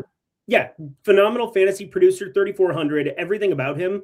I was preloading. I had 100% of him. I'm playing 20 lineups in the $4, playing a couple in the main. So I'm playing fewer lineups than I normally do just because, I just don't feel like playing 150 on this slate specifically. But I am looking at everything that has to do with Dennis Jenkins and just saying green light special, send it in Jerome, all of those things. And then, there's an outside chance you get some minutes for Marcus Sasser, but like, Marcus Sasser has been sent to the shadow realm relative to Dennis Jenkins, who's been awesome in relief of Cade Cunningham and then alongside Cade Cunningham before we got Jaden Ivey back in our lives. Yeah, and then I think it's also worth talking about here. Like I kind of mentioned my thoughts on Jaden Ivey. Very solidly in play for me, without a doubt. I just don't like him quite as much as Dennis Jenkins, but Ivey still is going to be a pretty good option in his own right. What are you going to be doing with Jaden Ivey, who kind of questionable minutes ceiling, but still a competent fantasy producer, and he's still quite cheap, even if he's not cheap, relative to like Dennis Jenkins? Yeah, if you go through the box scores, I mean, he had the 129-minute game against the Clippers. And then the main thing that I think that was kind of the thing that tipped everybody off on that slate, where it was against Miami at home. And it was like, all right, it's Jaden Ivey day and everything's set. He played 29 minutes. He can play 30 plus. And he ended up just being massively projected. And he went right down to being capped at 22. I don't know how you can project him for more than 22. Like 22 has to be the number. So I don't know what Rich is going to be plugging in as we get all of our updates, as we have everything coming in. But like, it can't be a number greater than 22 because they just have proven that no matter what, no matter the game flow, no matter if they're up or they're down, or if he starts or if he doesn't, like he just doesn't play more than 22 minutes. And that's where Jenkins just becomes like the guy that is cheaper. He's the slightly better fantasy producer. And everybody's out there with, Karis LeVert out of that second unit, Cade Cunningham out there. Like there's a higher minutes upside for Dennis Jenkins. So like, that's why he's the priority of the two. Yeah. And some of the Ivy starts he's made 2 starts this year. He played 20 minutes in both of them. And, just some odd happenings. The one was a blowout against the Bulls. It was a 15-point game. The other one against the Clippers, the bench just played really. Yeah. The one against the Clippers? I think the bench just played really well, and they just kind of rode with the bench a little bit more. I definitely think Ivy is live to play more than 22. It just hasn't materialized in his 2 starts. Like you said, he has played as many as 20. Also, that game where he played 29 minutes was really weird. That was a game that was a blowout. He played almost the entire second half of that game. The whole fourth quarter, from what I remember. The entire fourth quarter and the entire second half of the third quarter he played in that game. So like he played 16 minutes in a row in that game. And that is the only time of the year he played over 22 minutes. And it was, the 29. So I do think it's within the realm of possibility that he gets to more than 22. I just don't know how comfortable I'm with projecting him to play over 22. And that's where I'm also kind of curious to see where Rich ends up landing with Jaden Ivey, which it looks like we did just get a projections update that we could pull up here on screen and see where he landed on Jaden Ivey. He went with 22 minutes, which lands him on 21.63 fantasy points, which certainly playable, just not as good as Dennis Jenkins, who when we have the ownership update, you guys will see his ownership and his boom bust data. That all start to populate, but you'll see here Dennis Jenkins, we've got him in for 24 minutes, which is still relatively conservative, but him being a 1 fantasy point per minute guy, that gets him to, just over 24 fantasy points at $3,400. Really strong value option. Here's what we got for points per dollar for the rest of the Pistons. We've got Duren for 40 fantasy points at $7,200. Tobias Harris for 29 fantasy points at $5,200. You got Asar Thompson for just under 30 fantasy points at $5,500. Ron Holland, 21 fantasy points at $3,900. And then we get to a Jaden Ivey, who we hit on before. And we are projecting Jaden Ivey to start, by the way. So if Jaden Ivey starts and Jenkins comes off the bench, the first thing people are going to say is, what does this change? nothing in our projections that we have projected right now. Even with Jenkins coming off the bench, he's projected as a top value option, I believe. Let's see if we remove everybody. Yeah. Even with Jenkins projected to come off the bench, he's currently projected as the top value option on the entire slate. So don't panic if Jenkins isn't started. He's the first guy you're clicking on in cash. I don't care. 3,400. I repeat, it doesn't even matter if Jaden Ivey starts or not himself. He's playing 22 minutes. Like, there's no rhyme or reason to it other than like there's probably certain rotations that they want to roll out. I mean, it's absolutely within the realm of possibility that they have Dennis Jenkins start, and then he looks even better. But Jaden Ivey doesn't change coming off the bench or starting for me. And that's kind of the interesting one. Like, part of me would prefer for tournaments Jaden Ivey to come off the bench, and we just get this free square Jenkins thing anyway. And then I could play tons of both of them together because there'd be a little overlap in their minutes, I would assume. If they start together, obviously they're definitely getting first and third quarter rotations together. But no matter what, we're playing a lot of Detroit. No matter what, Dennis Jenkins is going to be in every lineup I make today. So let's also look at the FanDuel side of things and give everybody the FanDuel data. And all right, we've got ownership updated as well. So we'll look at the Detroit projections and then look at the overall ownership for FanDuel and DraftKings in light of this update. Obviously, the most significant one that we're going to be getting in all likelihood on the entire slate, because we do have Zion also listed as questionable, but something that Josh and DK hit on towards the tail end of their show is that Zion is currently warming up like normal. Doesn't mean for sure that he's in, but it's usually an indication more likely than not that somebody's going to end up playing. And unless I'm forgetting about somebody, Eric, that does it for key questionable players on the slate. We had Zion, we had Cade, we had LeVert, and we got 2 out of 3 of the news, kind of like half news on Zion. So we could hit on that in a second as well. But here's what we got for FanDuel. FanDuel, you've got Jalen Duren projected for 40 fantasy points at $7,200. You've got Asar Thompson for 31 fantasy points at $6K, 28 fantasy points for Tobias Harris at $5,400. Then you got Isaiah Stewart, 25 fantasy points at $5,200. Here's Dennis Jenkins, still really strong option on FanDuel, but a little bit different because he's $4,300 on FanDuel. So the 23.81 projection, great. Still is going to make him a top value option on FanDuel, but it's not like the 100% shove play that I think you're getting on DraftKings. Just great play, but not necessarily maybe the same lock play that he is on the DK side of things. And here we got Jaden Ivey for 21 fantasy points at $3,800. Here's actually something I find to be pretty interesting.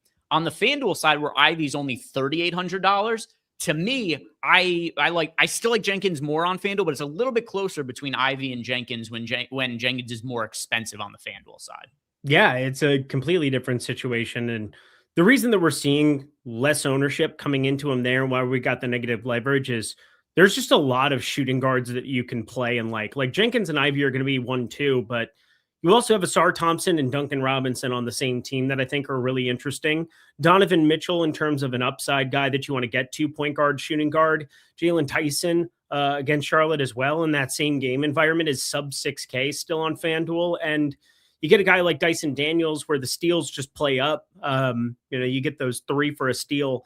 I really like Dyson Daniels as kind of a contrarian point guard, shooting guard for FanDuel. So there's just so many more options, I feel like, there. Whereas on DK, you have point guard, shooting guard, utility you can play for, but like here you have to play for on FanDuel. And it just becomes kind of automatic on DK to play those guys. On FanDuel, yeah, Jaden Ivey being sub 4K is pretty wild there. But again, it makes sense. His minutes don't really have anywhere to go. 0.95 FanDuel points per minute, kind of where we've got him in for. I mean, they're basically like you could play 35 of each, but there are a lot more options on FanDuel to play at that position than on DK.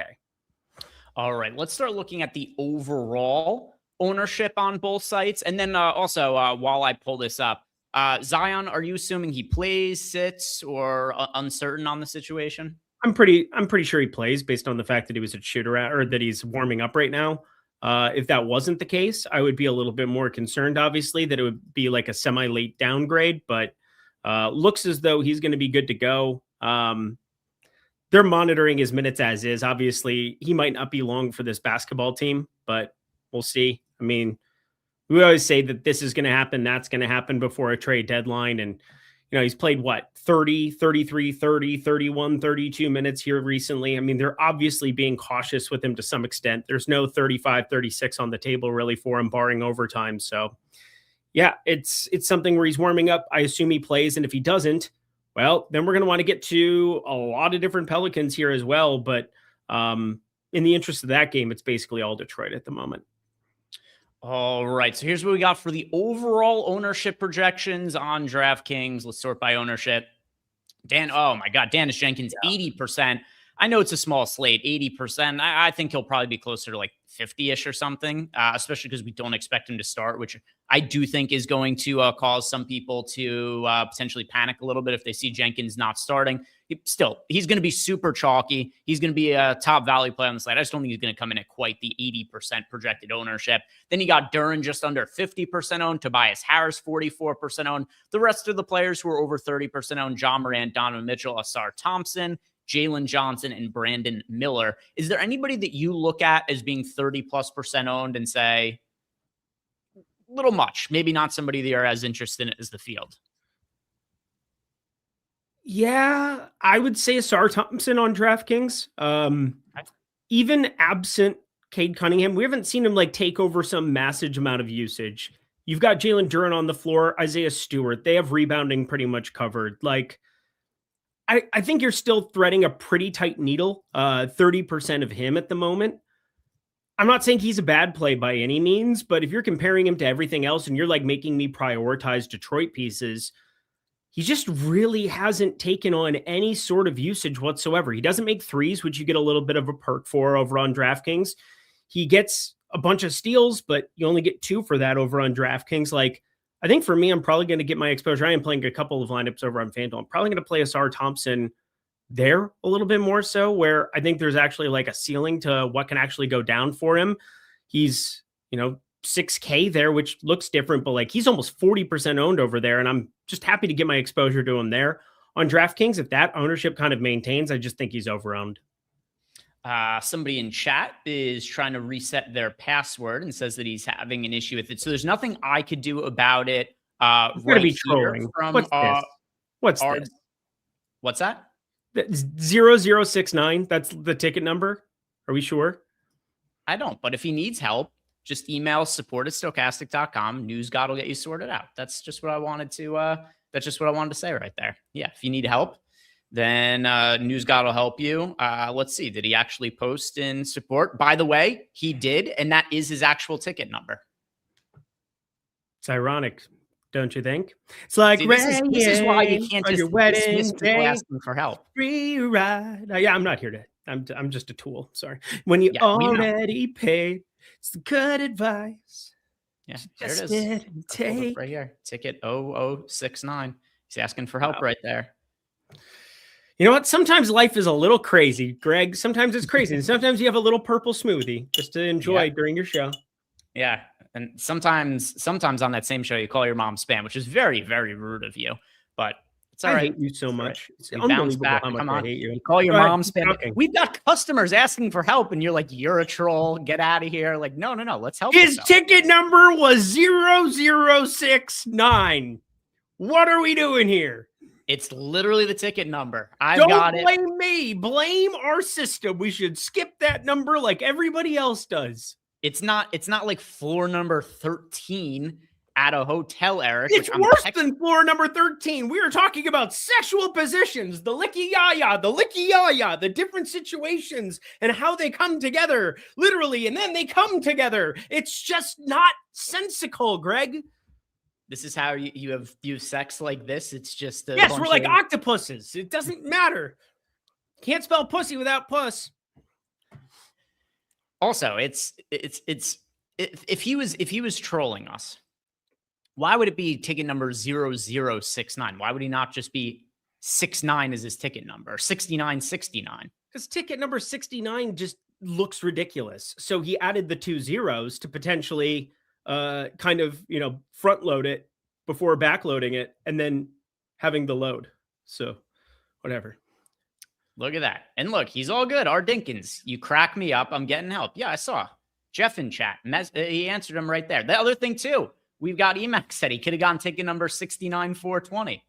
And also look at this nice gentleman's picture. Does this look like, also as a general tip, if somebody posts a picture of themselves on a social media platform, they're probably not trolling. He looks like a nice man. Eric is very out of pocket today. We're going to have to talk about this later. All right, let's get to some of the other people, because I like helping you guys. So I want to start answering some of your questions. Let's answer their questions. We've got here Juan LG, last two men in on DK, Jalen Johnson, Morant, or Townsend Mobley. So it's a 2v2 question. Eric, do you prefer the Townsend Mobley side or the Jalen Johnson and John Morant side? The Johnson Morant side by a country mile, like not even remotely close. I know when I'm playing in single entry, and two of those names are in my single entry lineup. Two of them are not. So I'm going to go with the first one. Yeah, I agree as well. I like the first combination quite a bit better in Jalen Johnson and John Morant. Now, this was a question that was geared more towards spend up options, right? These are all spend up guys that are in the question here. Who are you prioritizing spending up for overall on the slate? Jalen Johnson looks fantastic. Like, I get Jalen Johnson has not been the same Jalen Johnson here in recent weeks, but like, we just got so much value. Like, we got so much value that just got thrown directly into our 0069 inbox. So now we get to have an opportunity to play whatever the hell we want here on the top end. And I just don't see how that isn't Jalen Johnson. Donovan Mitchell, not all that close. Jaylen Brown, not all that close. Like, he's just the best spend up. He's the guy that I want to use my money on. And we brought this up with Luka Doncic yesterday. Hopefully you listened, because one thing I didn't get wrong yesterday, having 50% Luka Doncic at 11%, but didn't matter because everybody else wanted to go nuts too. But I feel pretty confident in Jalen Johnson being the best spend up. I feel pretty confident with the way he gets fantasy points too, that it's just harder for him to run into like these brick type outcomes where he's not shooting dependent. He's obviously in a good spot. He puts up, he plays massive minutes. He puts up, 10 and 8 is what he's averaging, like rebounds and assists. Like, I just like Jalen Johnson more than any other spend up. It's not remotely close. So it's John Morant for me. And one thing that really stands out about Morant is we haven't projected, let's see, points per dollar. He is currently sitting at, in our projections, as the top player in our projections other than Jalen Duren, who's projected. So the second best guy, points per dollar, over 7K on DraftKings.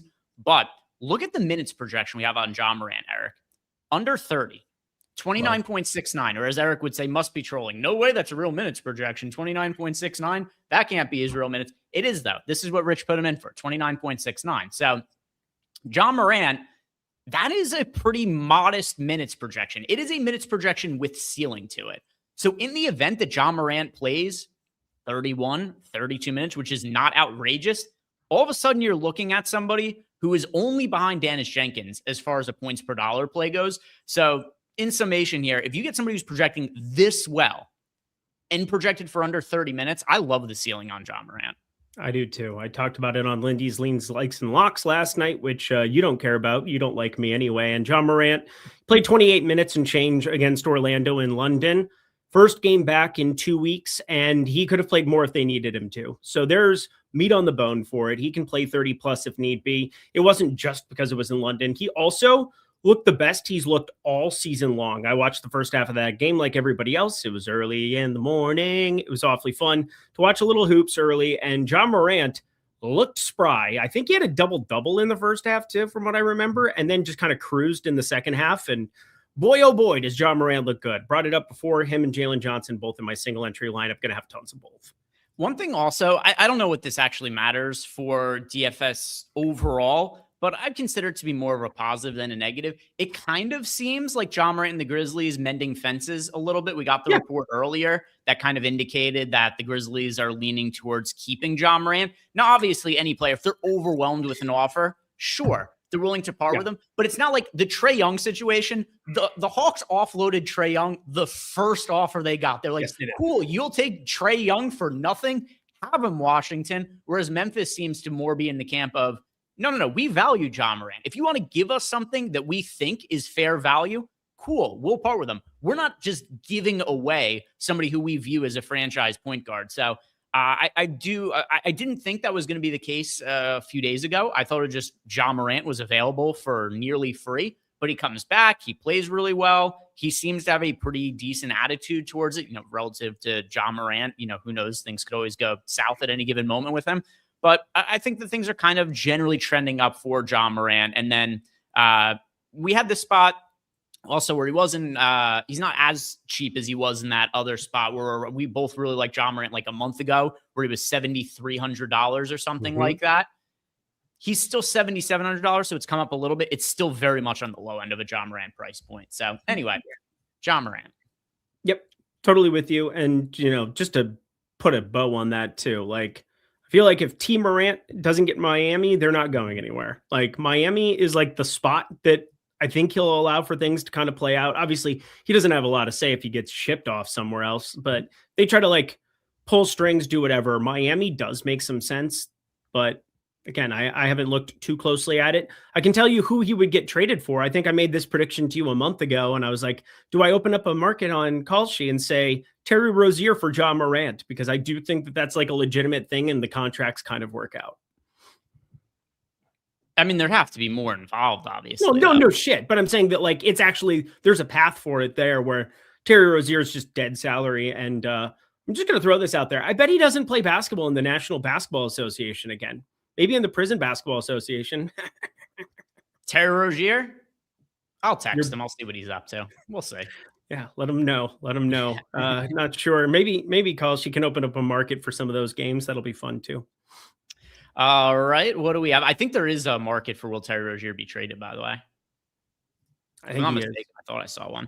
Let's go into Discord. If you guys have any questions for Eric and I over the course of the show, you could always tag me in Discord. I'm always on the lookout for those. If you want to know how you get access to our Discord, simply sign up for any of the packages that we have here at Stokastic. Links to sign up are down below in the YouTube description box. You can either sign up for any single sport package, or you can take advantage of any of our link join affiliate partners. And for each one of those you sign up for, one free month of Stokastic Sims for a single sport of your choosing. We've got MMA starting back up this weekend. So if you want a free free month of MMA, you could take advantage of that. If you want, you could sign up at 2 books and get 1 free month of NBA, 1 free month of MMA, or one, I don't know if I said that right, 1 of NBA, 1 of MMA, or you could do 2 months of NBA, whatever it is. Sign up for as many of those partners as you'd like using that link down below, and 1 free month for each one that you guys do sign up for.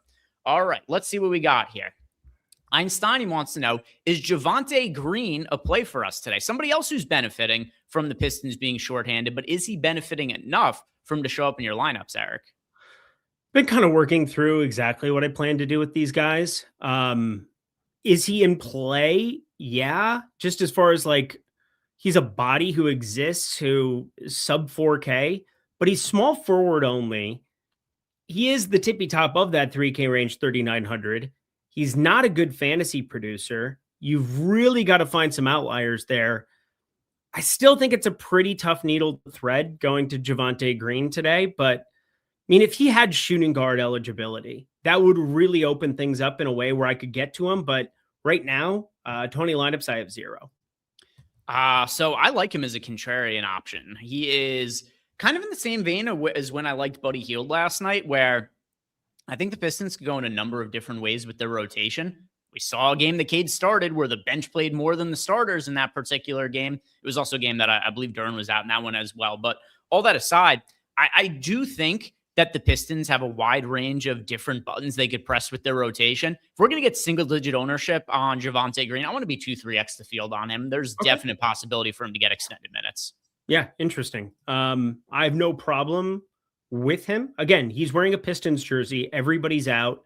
You have no Karis LeVert, which is the other thing, in addition to no Cade Cunningham, which is obviously the gigantic thing because production goes absolutely everywhere. But Javonte Green, hang on a sec. Is he 3,500? Did I look at that wrong?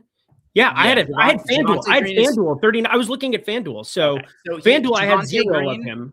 For reference, Javonte Green is small forward, power forward, 3,500 and 7% owned.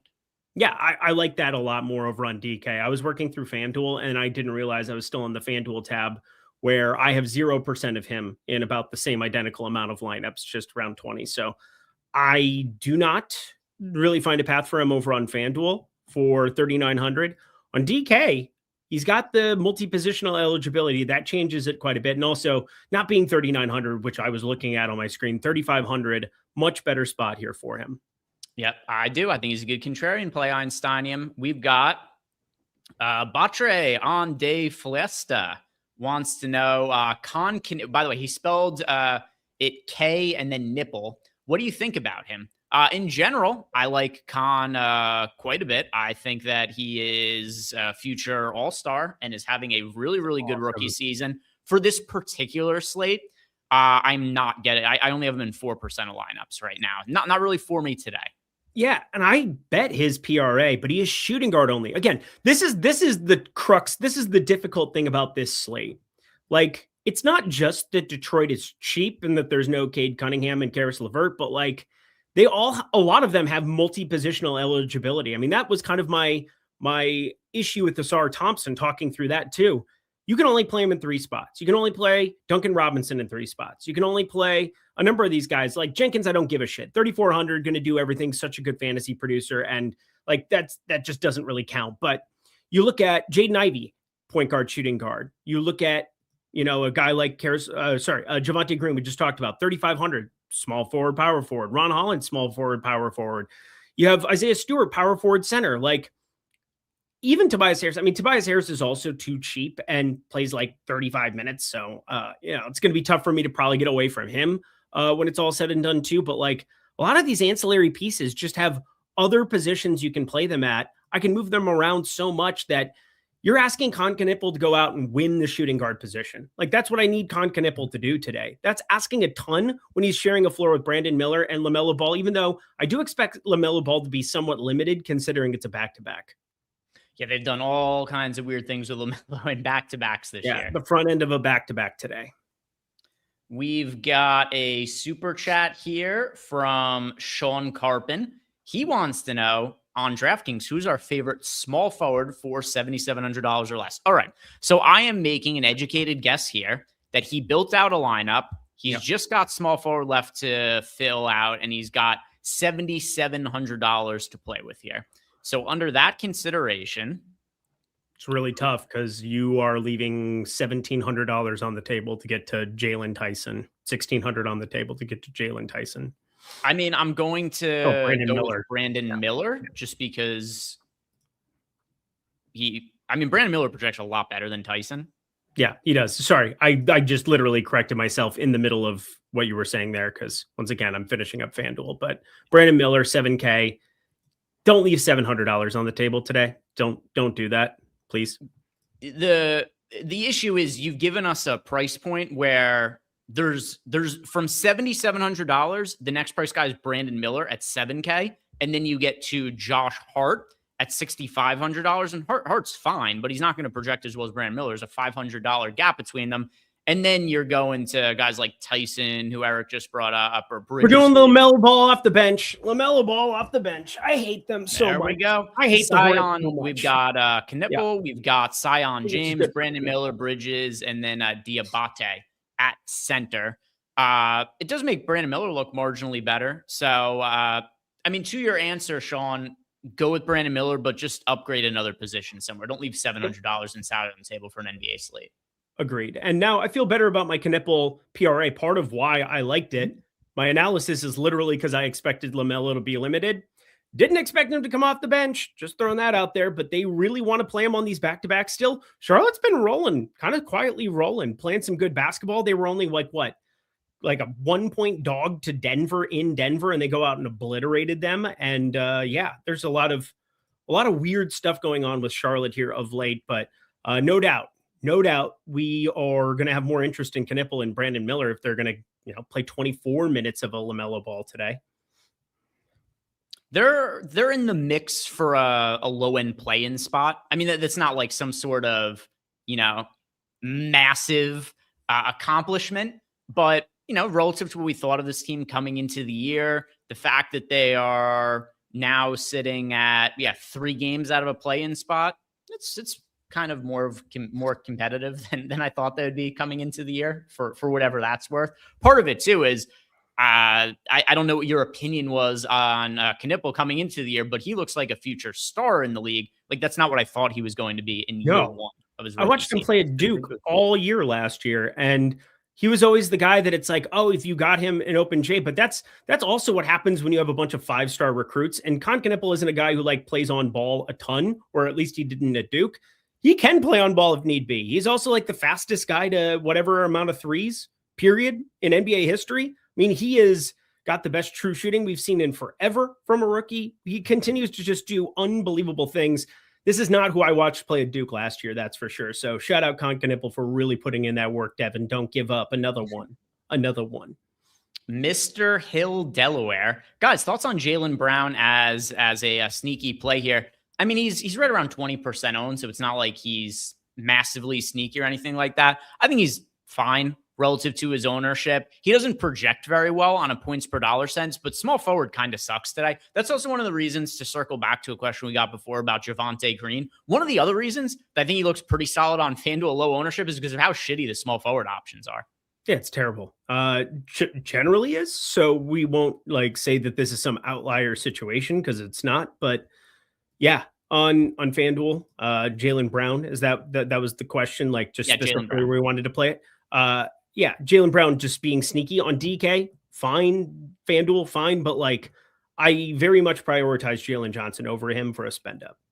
Yeah, and then also, like Jaylen Brown's really not going to be sneaky. He's going to pull ownership. He's not like some unowned piece on the slate. People are going to be getting there, Mr. Hill, Delaware. So if you are playing him thinking the field won't, they will a little bit. All right, we got a couple more questions waiting for us, but I want to put those on hold, Derek, because we're 37 minutes into the show. That's time for us to do the nuke of the night.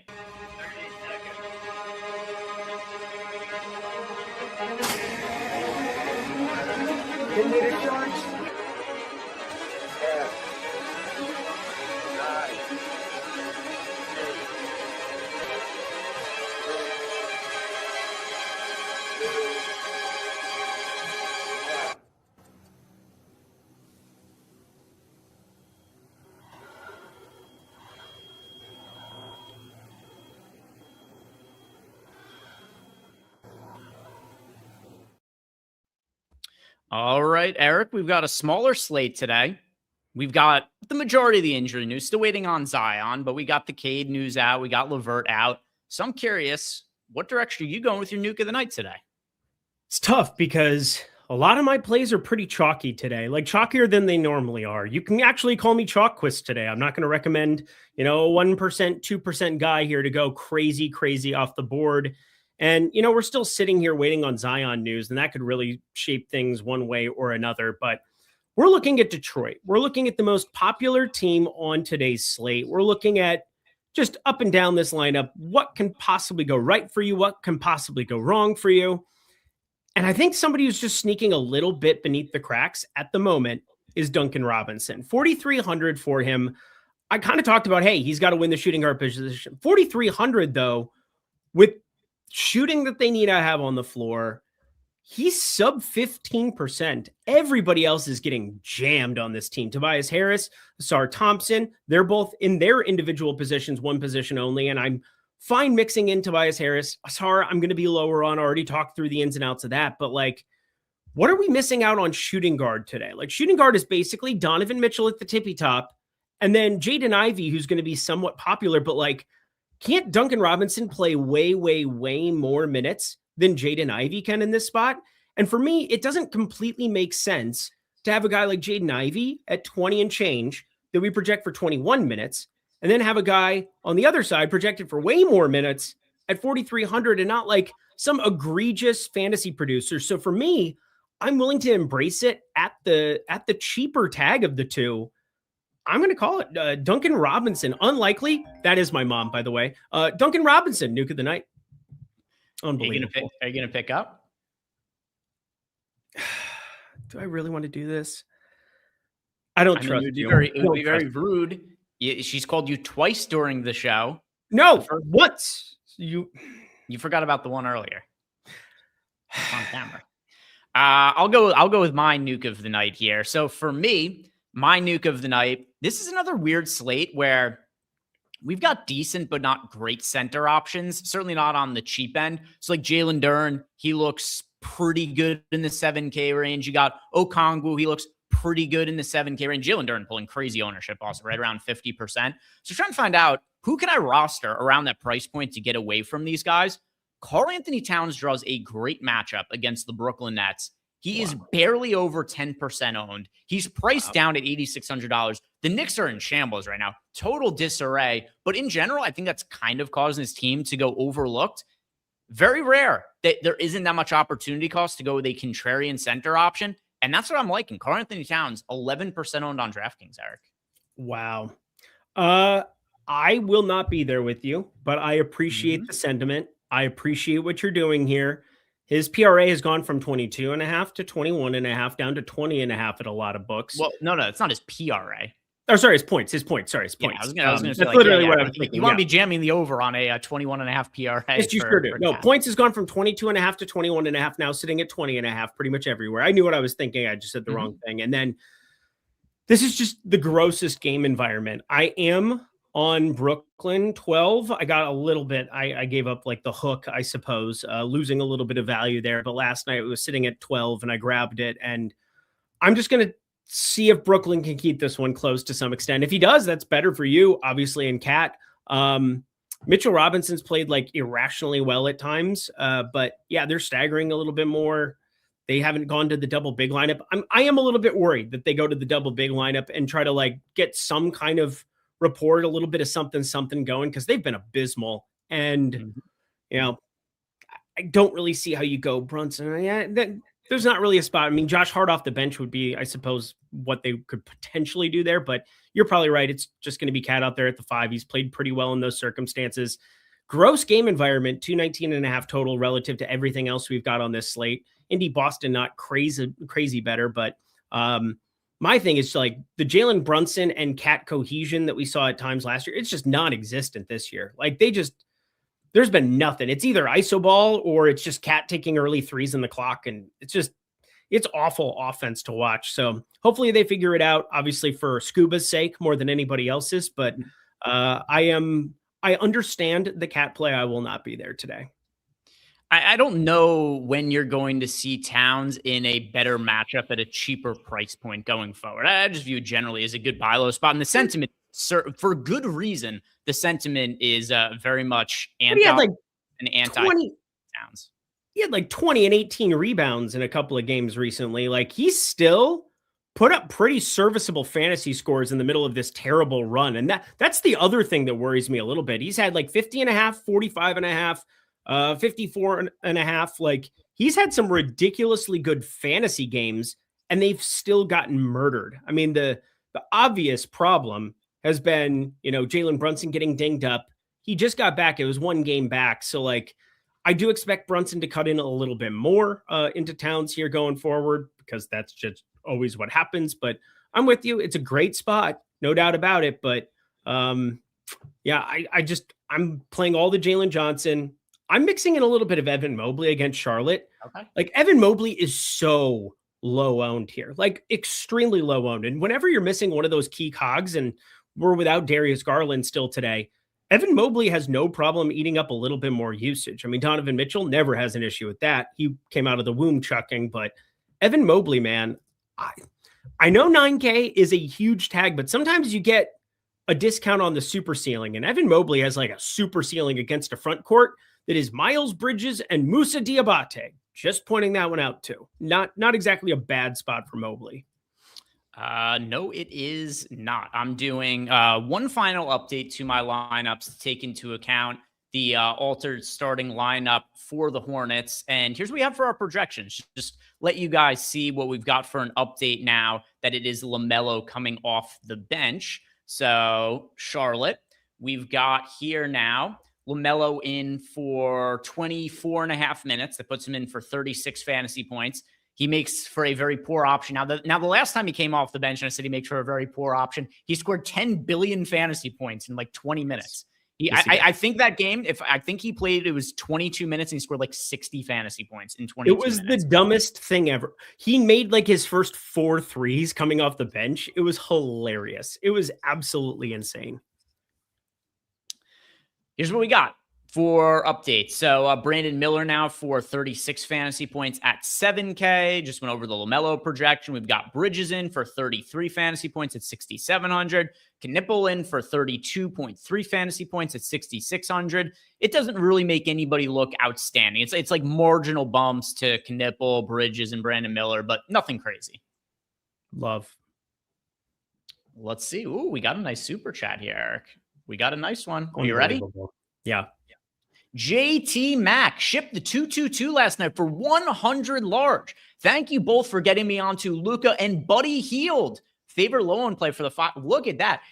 I bet he was the only one who played Buddy Hield in that entire field last night. Oh, it had to be. It had to be close. I mean, I had 30% of him and he was like 2%. It's like 2% in the $4 and the mini max. It was insane. Yeah, Buddy Hield. Happy to see that you made some cash with my nuke of the night from last night. He wants to know favorite low owned play for the 555 today. All right, so if we're going really low owned, I don't have like a Buddy Hield or Will Richard, 1 or 2% owned guy for today to give to you.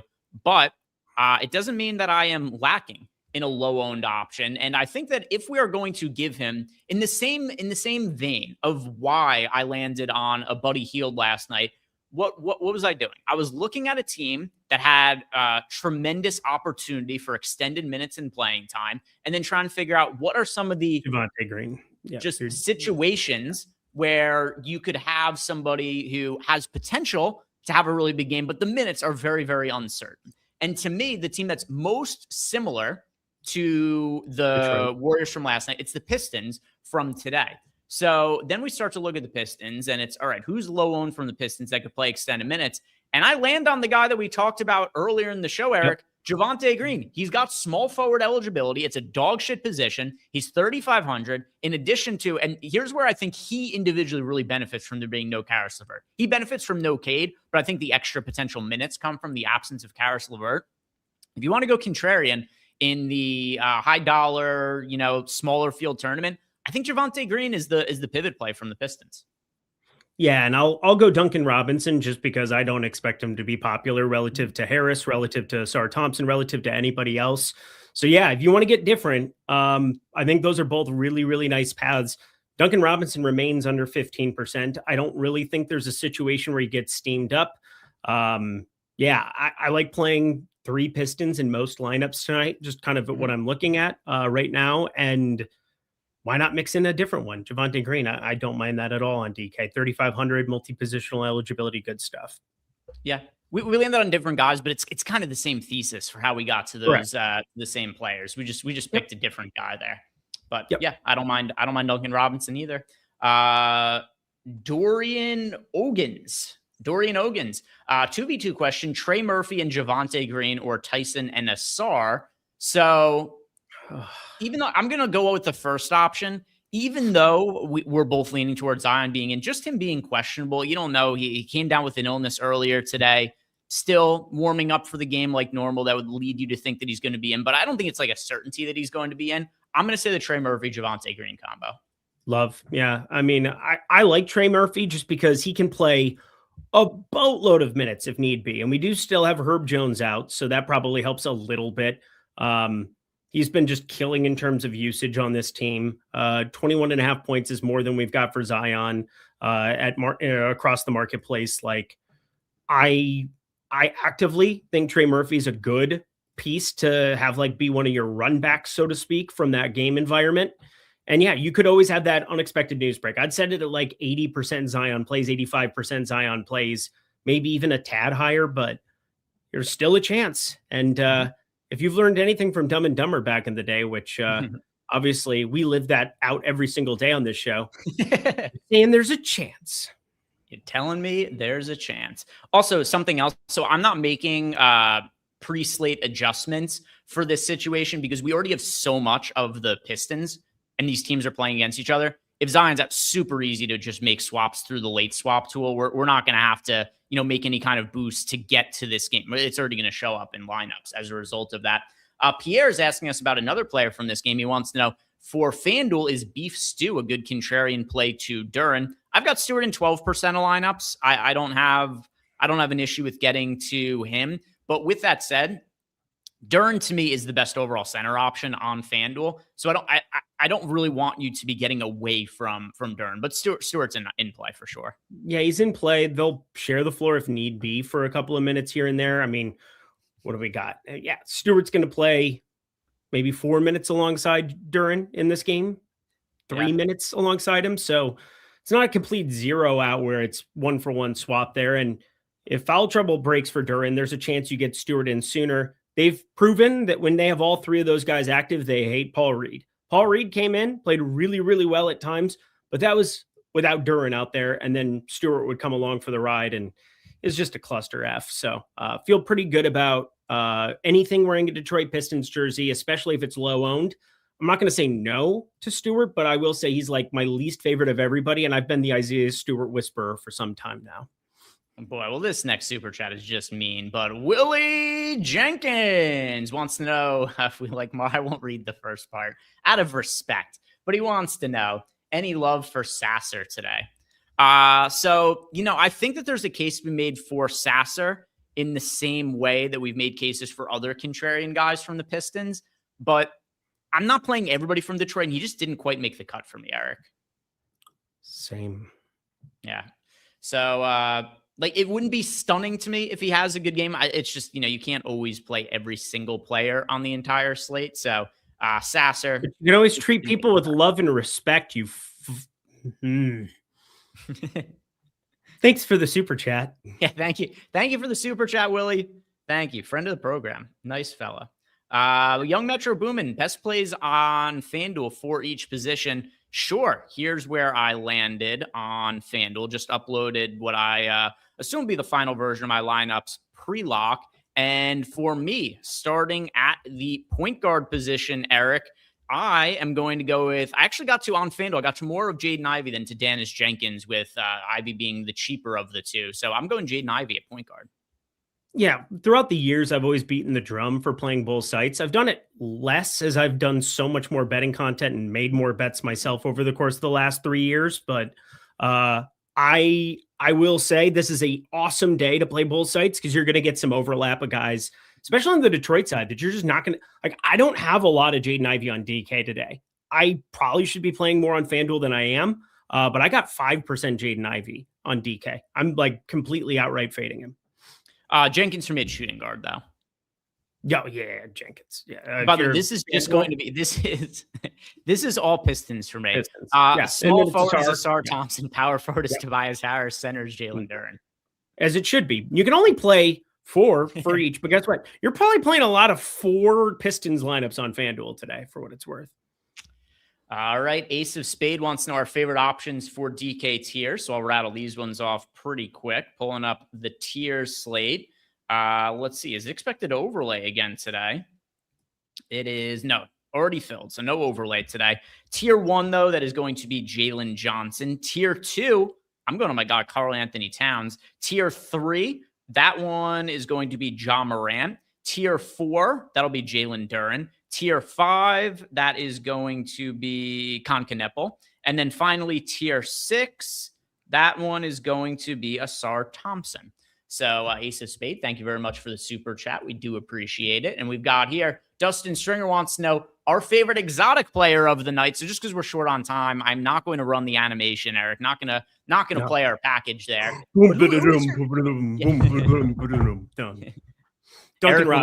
Eric will never financially recover from this. We'll still throw that in. We'll get the tagline in at the end of it. Who is your favorite exotic player of the night? Yeah, if Duncan Robinson plays like shit in 60% of my lineups, that'll probably do it. Let's see. I'm gonna go Peyton Pritchard. Peyton Pritchard for me today. Look at you fancy bitch. Yeah, Peyton Pritchard. How much Peyton Pritchard do you have? I don't think I have him. I don't have him. I have a chunk of him on FanDuel. Okay. He looks better on FanDuel than he does over on DraftKings. I got my Now, FanDuel stuff done forever ago. On the DraftKings side, I've got 10% of them at 7% ownership.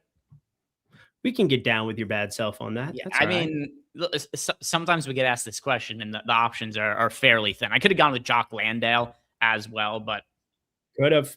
Peyton Pritchard. Could have. Peyton Pritchard's going to be my guy. The Nature Boy, thoughts on Coward and Tobias for today? So Cedric Coward, solid play in the mid-range at shooting guard. Tobias Harris, core play for me with Cade out. He's going to have to take up a large amount of usage. He's in half my lineups. Yeah. I don't even have any comment to say. Like, I like Cedric Howard too. So he's pretty chill too, but yeah, doesn't compare. Josh plays DFS. I like this question. Josh plays DFS. I know playback went away, but the concept of the Afterlock show was great. Extremely helpful for slates loaded with Afterlock news. Any plans on bringing that back? YouTube is still available. Yes, is the short answer is yes. There's a longer answer as well, but yes, there will be some version coming up of a Afterlock show. We're building up some additional betting tools here, and that will enable us to do like a handful of things. We'll be able to talk about bets on the post-lock show. We'll also be able to talk about some late swap stuff as well. But yes, it's in the works. There will be an Afterlock show in the near future at some point. Larson 407, thoughts on Okongwu on FanDuel. Okongwu, yeah, he's the center I get the second most exposure to on FanDuel behind Duren. Okongwu. Yeah, Okongwu, very, very solid looking option on the FanDuel side of things. I mean, he is on DraftKings as well. But yeah, Okongwu, FanDuel, and DraftKings, I think he looks really good on both sides. Let's see. We've got Einstein wants to know what we're doing with Jaren Jackson Jr. I like him a little bit more on FanDuel, where he gets the benefit of the defensive stat bonus, but I still think that he's playable over on DraftKings. I just prefer him on FanDuel. Yeah, I have one share, might have two when it's all said and done here. I don't know what I'm going to be swapping in or out of here based on, obviously we'll get confirmation on Zion. We'll see Detroit's starting lineup because Marcus Sasser is like an outside guy that could potentially show up in a bunch of lineups. And then all of a sudden, well, we have a 3K guy that we could end up playing a ton of. And maybe I'd want to get to Jaren Jackson Jr. in that later window if, I'm paying up from a Tobias Harris who might be a little chalky or something of that nature. But hard to tell right now. All I know is right now, I don't really like him that much on DK. We've got another super chat here to answer. This is from Olrat. Olrat says, give me a winner and a low-owned guy for golf tomorrow. So, Olrat, head on over to Tails. I did post a PGA DFS breakdown a little bit before the show. You can either go to tails.bet. You can download the Tails app. I've got the link up on my Twitter page. Whatever's easiest for you to find it. I've got that up there for a winner. All right. So, I mean, like,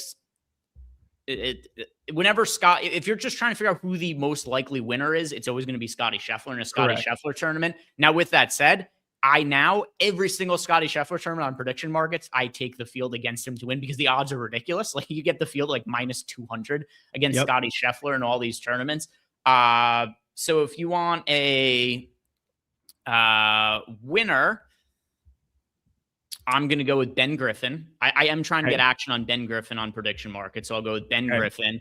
Low owned option, I'll go Ludwig Oberg as a pivot off of the other high price guys. Yeah, I'll give you a mid-range guy. I bet Daniel Berger. I like Daniel Berger a lot. I like what we saw in Hawaii. I think at the tail end of last year, too, people aren't recognizing how good he was. And Justin Thomas lost a lot of money over the winter to him, playing a lot of money games back in Florida. This is word on the street. So feel pretty good about Daniel Berger, the price that you're getting on him, and 6.93% ownership.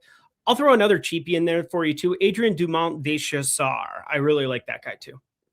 Cool some other questions in Discord. M Grizzly wants to know if I'm boosting anybody. Kind of talked about this a little bit, but no, just because if we didn't already have the Detroit value, I'd be doing stuff to manipulate the Pelicans guys. But I already have so much exposure to Detroit that it's going to be pretty easy for me to make any changes there. Rabasha wants to know if we're playing Naquan Tomlin today. That's a no for me. I assume you don't have a Naquan Tomlin lineups. 0.